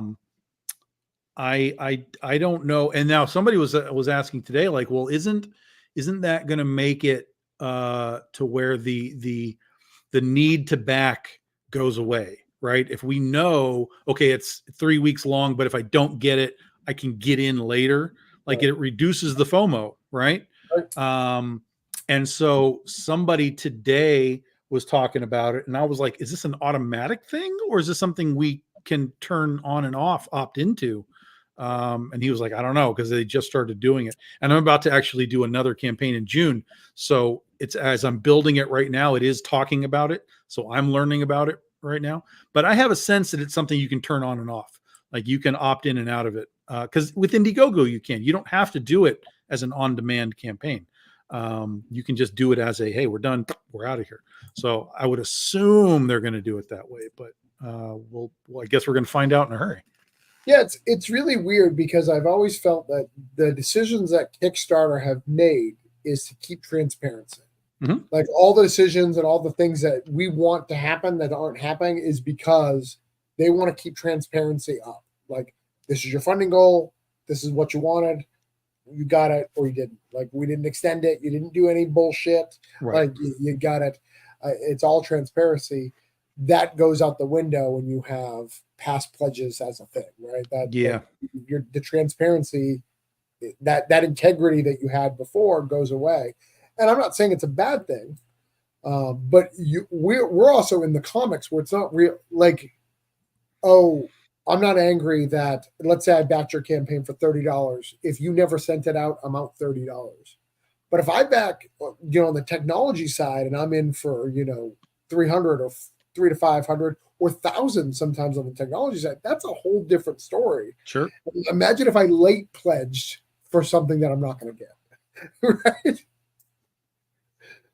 Yeah. Like, it's easy for us comics people, whatever, you're out $30, nobody's going to throw a fit. Like, not, I mean, people do throw a fit, but like the grand scheme of the internet, it's not going to give a shit, Right.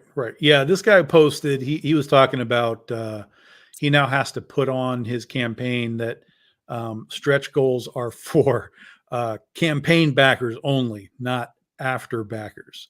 Because, when you buy your stretch goals, you're only buying so many of them. It's not like we want to have tons of it sitting around in case another 50 people show up. And I was like, yeah, I guess that kind of makes sense too. But I don't know. Well, we've had that, right? I'm sure you've had that where 3 years later somebody comes and fills out their survey and you're like, you're not getting any of the stretch goals, dude. Like, I don't know what that fucking pin is. I have a stack of packages that are packed and ready to go. There's like 40 of them just from the last, 5 or 6 years of people that haven't filled out a survey. I don't have an address. There's nothing I can do about it. I've continuously resent. I've emailed them. Yo, you've paid. I just need an address, dude. Like, that's all I need. And there's nothing there. So it's crazy. And they bash the platform, I bet. When they talk, they're like, I never got my reward. Yep, you never did, dude. Yeah. Yeah.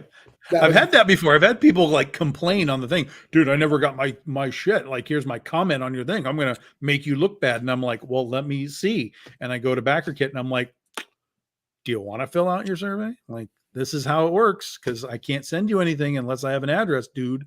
And then, no response, just ghosted.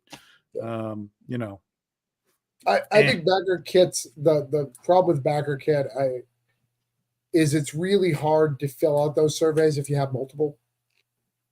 So if I did multiple campaigns and you sent me a BackerKit, once I filled that campaign, there's no really way to get back to get my other campaigns. So I'm kind of stuck in this loop. You have to know how to refresh it to fill out the rest of your campaigns. So if you got multiple BackerKit campaigns, which by the way is not a multiple, because most people only back like 1 or 2 Kickstarters. Like it's not, a month or whatever. So they don't get them all. But I see that problem because there's often when I miss BackerKit ones because I thought I filled them all out, but they don't show them as filled out or not. It sends you an email, Travis. I know it sends me an email, but if you click on the email and you already have the other one open, you haven't filled it out, it'll send you to the one you still need to finish filling out if you've opened them up in succession.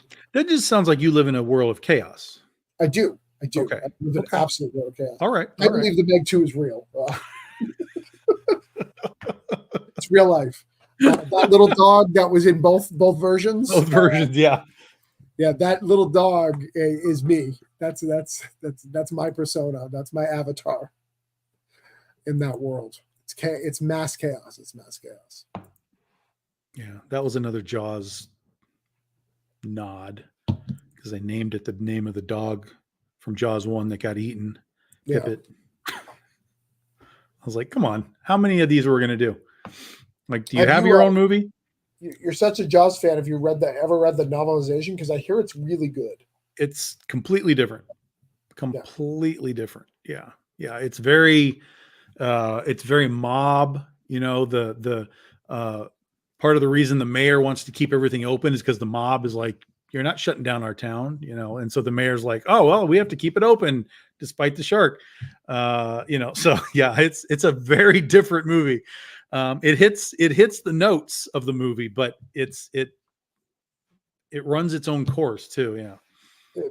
Because, you know, a mayor from a beach town wanting to keep the beach open for economics reasons is not quite enough. You need to add that extra mob element to really. Yeah. Well, and then Jaws 2, the novelization of Jaws 2 was actually based off of the original script that got canned when the director went away. So if you want a different Jaws 2, you can read the Jaws 2 thing, and then they didn't do an adaptation for Jaws 3, but they did a novelization for Jaws 4, The Revenge. And in Jaws 4, it has the reason that it's called The Revenge, which was pulled out of the movie. And so in Jaws The Revenge, in the book, it leaves all the stuff in there, and it's a voodoo story. So it's a guy putting a voodoo curse on the Brodies to get the shark to come after the Brodies. And then there's one little line in Jaws the Revenge that sort of is like, we know what's going on, where his mom is like, you know, sharks are coming to get us, whatever. And Mike Brody goes, you can't believe that voodoo. And I'm like, oh, that's the little nod to the original script, but that's all there is. And then the rest of the movie is just a shark decides to go to the Bahamas, you know, on vacation and eat the Brodies. But yeah, so the books are very different from the movies. So if anyone's interested. Oh, and then Jaws 2 actually got a comic book adaptation. Marvel did a big like magazine size thing, and it has stuff in it that was in the original shooting script too, including where they find out that when they go out to Cable Junction where the kids are, it's essentially a breeding ground, and there's like baby sharks and stuff out there. So that's in the comic book. So have you ever read the Chucky comic where Chucky goes to Universal Studios and gets eaten by the Jaws shark? I know what that is, but no, I haven't actually seen it. No. Yeah, you should definitely find it. I lived, so one of my first comic experiences. So we had you know, we're very similar, close to age. I think you're older than me by like a few years. But you remember you used to bring the magazine things home to your parents, and they could figure out which magazine they want to ship to them. They sure. School. You know, that's where I got my first comic books. My grandmother chose Spider-Man, and that's what went to my house, and that's how I got into comic books. But I was living next to this neighbor, and the only thing I can predict is that he would steal mail because he was a mailman. He would steal comics mail, and it was all horror comics. Okay. So this kid really wanted to be my friend, so he would always give me the old horror comics. So the Chucky adaptations, I read the Chucky adaptation before I watched the Child's Play movie. I read the Fright Night before I watched the movie. And the Chucky, there's a Chucky Universal, and you'll love it. You need to read it because he's running after. I don't remember the original kid, but he's running after the original kid. Yeah. Do you remember? I vaguely remember the Chucky movies. Vaguely. Oh, okay. So I can see the kid, but I can't think of his name. The kid's on vacation. He's running after him and trying to hide in all the attractions, and hides in Jaws, and Jaws pops out of the water and eats Chucky. Oh man, that's funny. It's good. That's funny. You got to get it. When you're buying these long boxes, you got to look for that stuff. And by the way, those Chucky comics and those Friday Nights are big flip. Oh, all of that horror stuff is. I mean, they, Avatar back in the day was doing like Texas Chainsaw Massacre, and I mean, all that stuff is big time. Yeah, I think it's because horror fans don't give it up.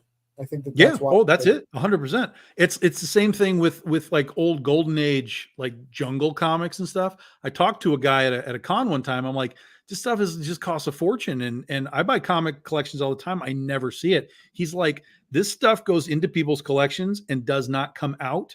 And in the event that somebody knows that they're going to like die, rather than having like go to their kids, it kind of circles through this group of people. Like, hey, dude, I'm going to die, Travis. So I need to make sure you take all my Jungle comics so my kids don't get them and fuck around with it.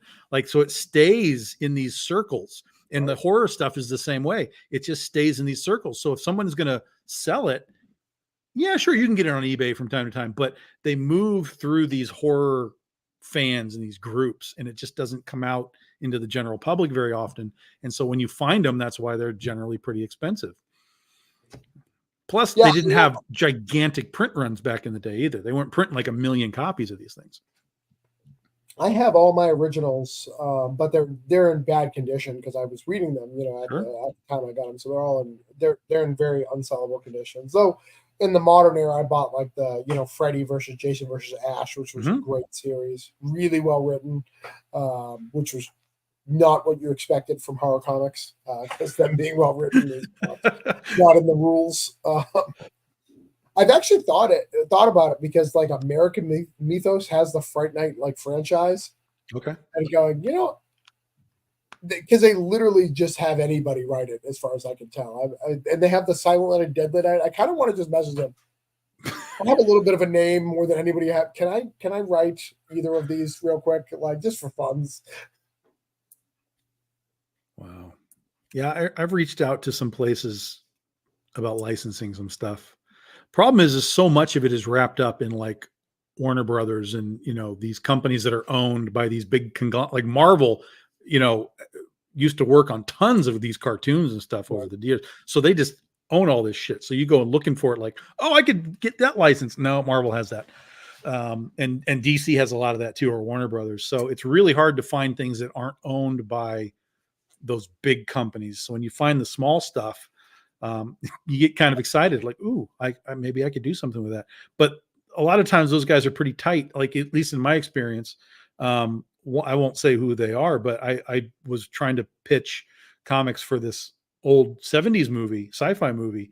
And I was like, look, you've got like a 35th anniversary coming up. Like, nobody's doing anything with this. Let's make comics out of it. And they were like, we're open to these types of things. And so when I pitched them and I told them, part of what we would do is crowdfunding with like Kickstarter and stuff, they were like, nope, we are not putting anything that we do on crowdfunding or Kickstarter. Like, they didn't understand the value of it to bring it to the fans. And I was like, well, look, Godzilla is on there. Power Rangers is on there. Like, tons of stuff is on crowdfunding and Kickstarter. This would be a perfect place to sort of revitalize the brand in an instant. And they were like, nope, we're not going to have anything to do with that. So I was like, oh, motherfuckers. So we lost out. And it's so wild too, like how hard it is to get it in comics, but like the game has no problem. Like, I wanted to do Highlander for a little bit, and I know Highlander doesn't sell. Like, I am not stupid, so I would never pay a lot for it. But I was like, I just really loved Highlander as a kid. If I can write a Highlander miniseries, like, that would mean something to me. I don't give a fuck if anybody reads it. I don't give a fuck if I lose money. Like as long as I don't lose a lot of money, right? Sure. But like, there's like 4,000 Highlander video of games of various incarnations on there. So the games market has no problem getting these licenses and putting them on Kickstarter. Yeah. If you want to write new material that could possibly change things or add to it, even though all of these things, people know they're not canon, right? Mm-hmm. Everyone knows that if you pick up a Buffy comic, it does not necessarily reflect what happened. Even if Joss Whedon wrote it, even if Joss Whedon did it, you're like, but is it continuity? That's wild. It's so wild that they're so particular. And I know some people, I know literally 3 people in my life, and I'm not exaggerating, who've written, produced full issues of Little China, Big Trouble Little China comics. 3 people who've done complete issues. None of them go past that stage because the people who make that book are so sticklers on what they want. Yeah. And that's always, and I've had people talk to me about licensing because they've done it in the past. And one time I asked the guy, I was like, he was involved in the Masters of the Universe way back in the day. I was like, look, I'm talking to some people about licensing. You want to give me some advice? He was like, yeah, don't do it. Because he was like, it's just problems. It's just problems. It's just problems. So yeah, you might get like a hit. You might get something that people like, but the amount of problems behind the scenes to get it out is just so monumental. And I was like, oh, that's kind of sounds like a drag. But I understood everything he was saying. It all made sense. And when I just went back recently to try and get this movie rights, I ran right into people they want it their way, only one way, has to do it this way. I'm like, fuck. It sucks. Especially for stuff that just seems like it's rotting. Like if nothing's happening, if you're not making a new movie, if you're not making a TV show, if you're not making comics, if you're not selling merchandise, what difference does it make? Let me do it. Let me put a little spark back in the brand. Give Tom Wishmaster. That's what he's talking about. Let's go. No. Fuck no. It is not. It really isn't. Give Tom Wishmaster. He deserves it. He's worked really hard for it. The Wishmaster franchise is just an oyster that we could. There's a pearl in there somewhere. There's got to be a pearl in there somewhere. It made 3 bad movies. Come on, it can make up 1 bad comic. 1 bad comic. Yeah, 3 bad movies. That's the tagline. 3 bad movies, 1 bad comic. That's how you do that. Wishmaster 5. See, and that's why that's one of the great things about like public domain, right? Is like people talk about public domain all the time. There's a lot of cool stuff in public domain that you can monkey around with, and just do it your way. I mean, even some of the biggest things in IP, Dracula and Frankenstein, and all this stuff is all public domain as long as you avoid the movie adaptions of them. But conceptually, it's all there. Wizard of Oz, Cthulhu, it's all public domain, and you can put your own stamp on something that the world understands, right? And you're not monkeying around with like parody and stuff. You're just coming right into it. Like, I'm making a Frankenstein story. Cool, go tell me your Frankenstein story. That's a far better way to put your mark on something that's understood than trying to do parody or weird crap like that. Just find something cool in public domain and make your own cool thing.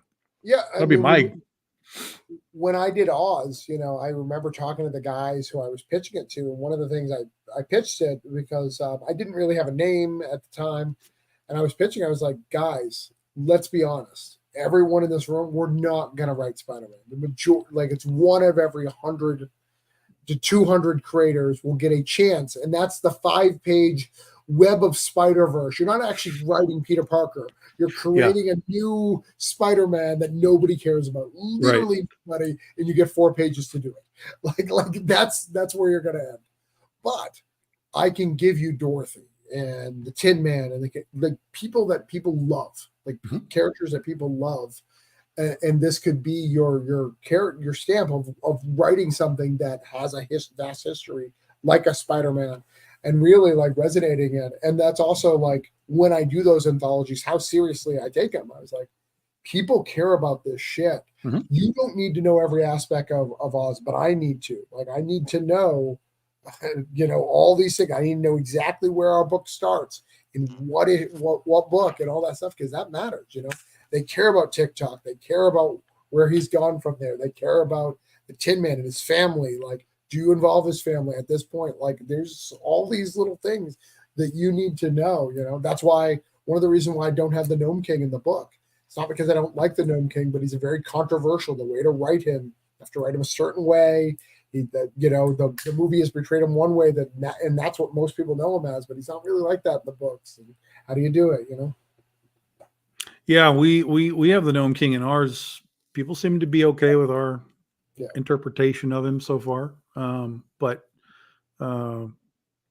It's a tricky thing because again, it's an IP that people understand, and it's an IP that has been done in a lot of different ways. So finding your way of doing it is both really, really good because you've got this quote unquote original version of it. But then if it's too original, the people that are on that have come through Oz, through all this other stuff, they're going to give it the side eye initially. They're going to be, and that happened to me for years. Even though I was being invited to Oz events, I was getting the side eye because people were like, oh, why does Dorothy have like guns and what's happening here. But I would come back again a year later and a year later and a year later. And so finally they'd be like, all right, tell me what this is, because you've been here for like 4 years in a row. And I'm like, yeah, this is what it is. And it all comes from Baum, and I read all the books, and here's the pieces that you want to see, but just in a different sort of a melting pot. And invariably they would finally, give the first volume a try, and then they'll come back the next day and be like, oh, I get it. Like you really did know what you were talking about. So this is a different Oz, but it still sort of hits the beats and the things that we understand about Oz and these other incarnations. So like, oh yeah, you're like cool now. And I'm like, okay, good. But it took a long time before I was like cool in the Oz community. I was this outsider guy who's like making this weird thing. And it's taken a long time to get them to accept what I'm doing as being a real thing. And part of it was just keeping going. It was like, hey, there's another book, there's another book, there's another book. So we've done like 5 volumes of the series now. And that gives it credibility as well, because if it keeps going, clearly there's people buying it, reading it, enjoying it. So, okay, maybe I will too. I should get you to come out here. So we just, I still haven't visited, which is great. Actually, I know why. My stock of Oz is low. Like it's down to about 100 copies, which is not enough for me. Like for when I do Kickstarter and stuff, like just not. Yeah. We actually have in Cocoa Beach, they have an Oz museum, like a Wizard of Oz museum. Okay. That's like kind of a touristy attraction, and it's funded well. Like it's got traffic. I should see if we could do a convention one day or a signing out there and see if that there's some pull there. Yeah, that would be cool. That would be cool. They also do down in Florida, and I just discovered this. They do a Shark Con, shark convention, shark whatever. Really? Yeah. I don't know how I found it, but basically I was trying to figure out ways when I get this shark book out next year. I was kind of figuring out like, where can I take this thing? And I came across Shark Con, and it's apparently put on by Discovery Channel. And a lot of it is like you would expect, like Shark Week, right? It's like shark preservation, and like it's like a real thing. But then, so I was kind of like, oh, maybe they don't want like fiction and things like in there. Right. But when I looked at the thing, they had like Jaws stars and guests there, so they were clearly fine with like other things. So once we get this book out, I've already made plans with the guy who's drawing it, and some of my other folks. I'm like, we are going to do Shark Con with my shark book. We're going to make this happen. And so everybody's freaking out about it. They're like, that sounds amazing. So I'm like, yeah, we're going to do this. So we could tie it in with, we could do Shark Con and then tie it in with a follow-up event at the Oz Museum. I could make that happen. I think there's also we have a Jekyll and Hyde Con, but it's not well attended, but it is pretty cool. Like it's literally on an island, and half of it is Jekyll and Hyde. So like the more evil stuff is on one side, the less evil stuff is on the other. It's kind of neat the way it lays it out. It's unfortunately very, very smart. It's on a really cool island. That's really it's an island in like the St. Augustine area that's really used for like tourist stuff. Like it's like 2 convention centers. So like on one side of the island, one's on the other, and there's some hotels and blah blah blah. But it's pretty cool. And then we have a Poe convention, but I have no interest in writing any Poe stuff. Like I like Poe, but I don't think his work needs to be comic adaptation. Like Sad Grave Boy we don't need more comics of that. Neil Gaiman did enough of it in Sandman. We're going. We did it fine. That's all we need as a community. In my opinion. I don't know. Maybe you're different. You're a big Poe guy. Not specifically. I don't see anything that I could dive into on that really. I like some of it. A lot of it I only know just through weird movies that used his stuff. But there was a Poe movie with John Cusack where he played Edgar Allan Poe, which was kind of interesting. Or no, I don't think he played Poe. Maybe he was the detective. But Cusack is in it. It's a Edgar Allan Poe movie with John Cusack in it. Now I got to know what that is. I feel like I've seen it. I'm a big John Cusack fan, so Yeah. Poe movie, Cusack. Oh, it's called The Raven. Yeah, Raven in 2012. I gotta see a clip. I gotta not a clip, but I gotta see a like. Let me see. Yeah, and he played Edgar Allan Poe. Yeah. Okay. Yeah. I vaguely remember that. I know I've seen it. I'm a Cusack fan as well. So that was a weird pull right there. I haven't thought about that in a long time. That was a weird nugget in the back of my brain.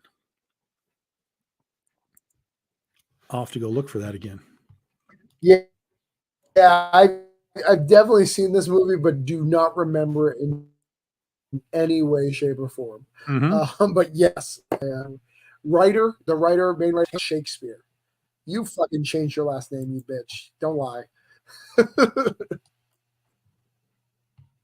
And then his top movies are Grosse Pointe Blank, agree. High Fidelity, absolutely agree. Say anything. And then 1408, really? Really? That movie I was haven't weird, seen 1408. I haven't seen either of the first two that you talked about. You haven't seen High Fidelity or Grosse Pointe Blank? Blank and High Fidelity. I haven't seen either of those. No. Are you a music guy? I'm aware of them, but I have not seen them. Are you a music guy? Like, do you like? Are you into music? To a degree. Okay. I'm not.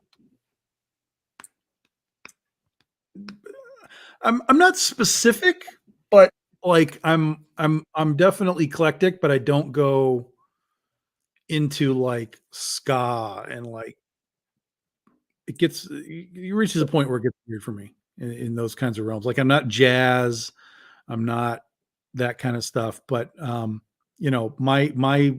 iTunes is filled with everything from Metallica to Britney Spears to John Williams scores. So you'd probably like High Fidelity then. So High Fidelity is it's a better book than movie, but it's about a guy who runs a record store, and just I'm sure you're old enough. You ever just been in a relationship and you're just done? You're not sure why. Like everything's fine, but you're just done. Sure. Yeah. You know what I'm saying? Like you're just like, I don't want to be here anymore. Like Yep. Nothing's wrong. I'm done. And this guy goes through one of those situations, and then he realizes he's done it a few times, so he like goes back to girlfriend's past, but like puts it in like a music motive, like a top playlist. Like here's the top 5 reasons why I'm fucked up, and it goes through it. That Very sounds familiar. Yeah, Okay. yeah. No, High Fidelity is perfect. Is a perfect. It has Jack Black in it. Before Jack Black was a thing. Really good movie. Really good movie. Grosse Pointe Blank is also good if you like Dan Aykroyd as an assassin and John Cusack as an assassin, and then trying to kill each other because it's funny. Yeah, I think I tried to watch that one time, and I wasn't connecting. Both of those sound like I've seen pieces of them at least to some degree. Well, Grosse Pointe Blank, I don't know if it'll hold up well because it's very 90s. Okay, all right. Like so, some of those movies you try to rewatch them, you're just like, yeah, it doesn't. Yeah, sure, yeah. Yeah, Say Anything is great. That was my John Cusack discovery. Back in the days when you'd have cable, right? But you have to pay for HBO. So, but every now and then they'd have like a weekend, like a free weekend, and you just record everything that they play over the weekend. So you get like 40 movies. So that's where Say Anything came from for me. So I love that movie. And 1408 is. It's okay. I wouldn't put it at the top. I wouldn't put it. Hot Tub Time Machine is far superior to that for me. I would put Hot Tub Time Machine over 1408. Yeah, easily. I love that. 1408. I only watched it because the director got in that scandal. Like I was super interested in like Molesting Little Boys or something, if I'm not mistaken. Okay. Who's the director of that? I don't remember. Michael Hastrom. He's from Sweden. No clue. Maybe I'm thinking of the wrong movie. I think it's 1408. Wait, no, I've 1408 only is seen. the I only hotel saw that movie. one once. Yeah, I only saw that one once. I was like, all right, it's fine. No, Yeah, no, that's no. a good movie. Just no little boys in it. You're good. But I think we should wrap this up because when we're talking about John Cusack movies, I think it's no. The last time you were on a live stream with me, we also talked about John Cusack movies. Hot Tub Time Machine specifically because it is the best of the. It's a good subject. It's a good subject. It is a good subject. I will leave this at you because I actually read this article that I was thinking of you today. It's an article that everyone who does the multiverse eventually gets to a point where it becomes the first season of Sliders, which is super interesting. It all eventually becomes one guy trying to find his universe home and can't quite figure it out. Yeah, that's not mine. That's not my multiverse. But I thought that was super interesting. Like that's just the end opus is where it goes. Yeah, the multiverse thing is it's interesting to see how everybody does it. Marvel apparently treats it as just stuff they can throw out to make toys, but they just kill everybody off every time they do it. So I'm like, oh, this is weird. And then Sony on the flip side, Sony's like, how many Spider-Man can we put in this movie? And and really go bat crap with it. So yeah, there's a lot of interesting methodologies to the multiverse thing. And when we finally get to tell our sort of crux of our point, I think ours will be a little bit different from most. So I'm excited to finally get there. I mean, Marvel's doing this. I mean, everyone. I think anybody with half a brain realizes they need to replace actors, and they've never found out a way to do it. And multiverse is the easiest way to do it. Sure. Yeah. Secret Wars is going to be a reset of the Marvel universe, so they can get Iron Man back, and they can be different actors, and it'll be okay, and everyone's going to be all right.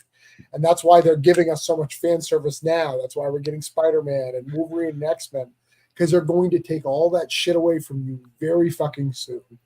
This is my theory, at least. Because that is the plan. That is the whole purpose of it. That's why we're seeing so many people die. It's because they're getting us used to the fact that it's okay that these people die and be replaced with new versions. It's okay. New versions. Yeah. Yeah. That's fair. We'll see. I think Deadpool is going to tell us a lot about what the hell they're trying to do. But that's like the only Marvel movie out this year is Deadpool. It is the only Marvel movie out this year. Yeah. Yeah. Everything else has keep getting pushed back. Crazy. I mean, I'm glad they are listening to people and being like, hey, think so. And you can tell, like, it's so easy to figure this shit out. Everything that's worked is people who legitimately love this shit. Like to the T. Like X-Men 97, fucking Guardians of the Galaxy, friggin' Josh Whedon's Avengers. The reason why these things work is because they absolutely love the characters and don't want to piss off the fans. They don't want to tell their story. They don't give a shit. They want to tell the story that the fans want to hear. Yeah. And I know it's super hard because, especially in creative, but it's way easier than Marvel and in Star Wars. Like Star Wars, you should try new things because it's not all paved out for you. But you don't need to do that with Marvel. Just tell the shit that we haven't seen on screen yet, and we'll be happy. Just repeat over and over again. I mean, it seems so. I think their big problem is that they got everything everything was just the Avengers, right? This is Avengers. Oh, Avengers, we're done. Like we have to start fresh. We have new characters, but they picked the weirdest characters, and all the characters that they picked, like none of these stories were like what we had at the beginning. They didn't create a foundation to build on towards something. They were just sporadic. So instead of coming in and being like, well, now we're going to tell the X-Men story, they didn't have the X-Men at the time, but we're going to tell the X-Men, we're going to tell, I don't know, some other team, whatever it happens to be, whatever story we have to build to. it's kind of weird that they wasted Civil War in the way that they did to just kind of be this not throwaway, but like, hey, let's have Civil War for a movie. Okay, now we're done. Fucking cat movie, right? Like what? Yeah, they can't figure out how to like just foundation and then build again. It's very strange that they had the template, but they couldn't figure it out. And I think the obvious one is all the Midnight Sun stuff. Like, take us from the superheroes into the supernatural. You've got Doctor Strange. You've got an easy leap. You tried it with the Werewolf by Night thing, which was, that was okay. But it's like Blade apparently fucked up. They couldn't figure out how to do that. Like, this is just horror, man. This is the easy stuff. Like horror and supernatural. That's the easiest stuff to do. I would have done exactly that. I would have had one way of doing that, and then I would have start rebuilding the Avengers with Falcon Cat. I think they made the right call. Like, start rebuilding what that's going to look like on the other side, and then have them collide again. Oh, the supernatural is now into this shit. What do we handle? They have different objectives, different plans, different, like, supernatural. You kill shit. Like, you just kill shit. Yeah. Avengers don't kill shit. Like, how do you deal with that? Like, I think you could have had a good stuff. I mean, Doctor Strange movie was great. I think I get why people didn't like it, but as a Sam Raimi fan, that was a great movie. Like, give it to me all day. I'll take the Sam Raimi Doctor Strange movie all day. I think they could have really easily done that stuff, but they're in the situation. They have that we got X-Men back, we got Fox back. I believe that if they bought Marvel and they had the X-Men, you would not have a successful superhero franchise. I think X-Men are too easy and the fans are too volatile. I think because they had the Avengers, they were able to build. Because X-Men fans are not that way. They fucking like certain things a certain way. That's why X-Men 97 works and nothing else has ever worked. It's because we want our fucking cartoon, and that's it. That's all we've ever wanted. And when we deviate from a fucking cartoon, we get very mad against fans. Yeah. The X-Men movies, like, the fans were weird on that stuff. For me, like, I really enjoyed the First Class stuff. I like First Class. Yeah. I like Days of Future Past, even though it is not the comic version. I like Apocalypse was shaky, but I don't think it was terrible. I don't think it was X-Men 3 bad, but it was, shaky. And then Dark Phoenix was trash. They phoned that one in because they knew they were done anyway. And then New Mutants was kind of a weird attempt. I think it was a good attempt. I don't think it landed because, again, I think they were just in this space where it was like, this movie doesn't matter. And it kept getting pushed back. I'm surprised it was ever released, to be perfectly honest. I mean, but look at the reason why that works is like, and why X-Men 3 doesn't work. X-Men 2 is literally about Lady fucking Deathstrike. That's it. No, you have a vast X-Men universe and you fucking took it slow, like, which is so unheard of. But it follows a Jon Favreau. Jon Favreau's Iron Mans are slow. Like, we're going to take this slow. We're not gonna show all of our cards. We're gonna build to something bigger. Right. And then you take it away from Brian. He's like, we have all these toys. Let's fucking play with all these. Yep. And what do? You ruin everything, motherfucker. Yep. Yeah. Because X-Men 2 does not deserve to be as good as it is. Like, it really doesn't. Like, on paper, should not be good. But I love the turn. Like, I still get chills when he leads up against the kid. Go ahead and kill all humans. Magneto, like, is friends with him the whole time. It's like, go ahead. Yeah, I mean, the X-Men 1 and 2, really, its only flaw is Rogue. Because Rogue is just so out of character from what we understand her to be. But, yeah. When we got to First Class, people were ripping on First Class because it wasn't Jean and Scott and like, that's not the First Class. I'm like, yeah, I get it. It's not First Class, but it was a good movie. I enjoyed it a lot. And I would argue that the First Class is not the sellable mutants. Yeah. Oh, absolutely. Right. Archangel's cool. Angel, not so much. Yeah. Right? Yeah, and Banshee is kind of weird, and Havoc was weird. Like they were weird. That stuff was Right. weird. But you had McAvoy, who's fantastic, and you Right. have Magneto guy. I can never remember his name. What the hell's his name? I can't think of his name right now, but yes. But that guy, he's really good. So you had two shoulders to lean on pretty heavily, and then you had Kevin Bacon. That's not bad for a bad guy. All right. It's all right. It's all right. Wearing Magneto's hat. It was great. That's right. Yeah. Super weird in all the trailers. I'm like, Kevin Bacon's Magneto? Like, what is happening here? Kevin Bacon is not Magneto. Like, this is unacceptable. I'm not watching this movie. No, I think they did everything right in First Class. I think they built it right. I think Age of Apocalypse. Have you ever seen the Rogue Cut? Yeah. Yes. Not Age of Apocalypse. No, Days of Future Past. Yeah. I've seen the Rogue part too.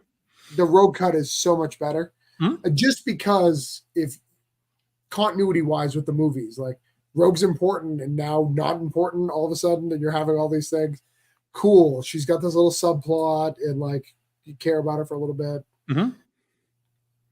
I always like that the guy who plays Iceman like made a big deal about. He's like, my Iceman's not gay. All right, dude. Like, it's cool.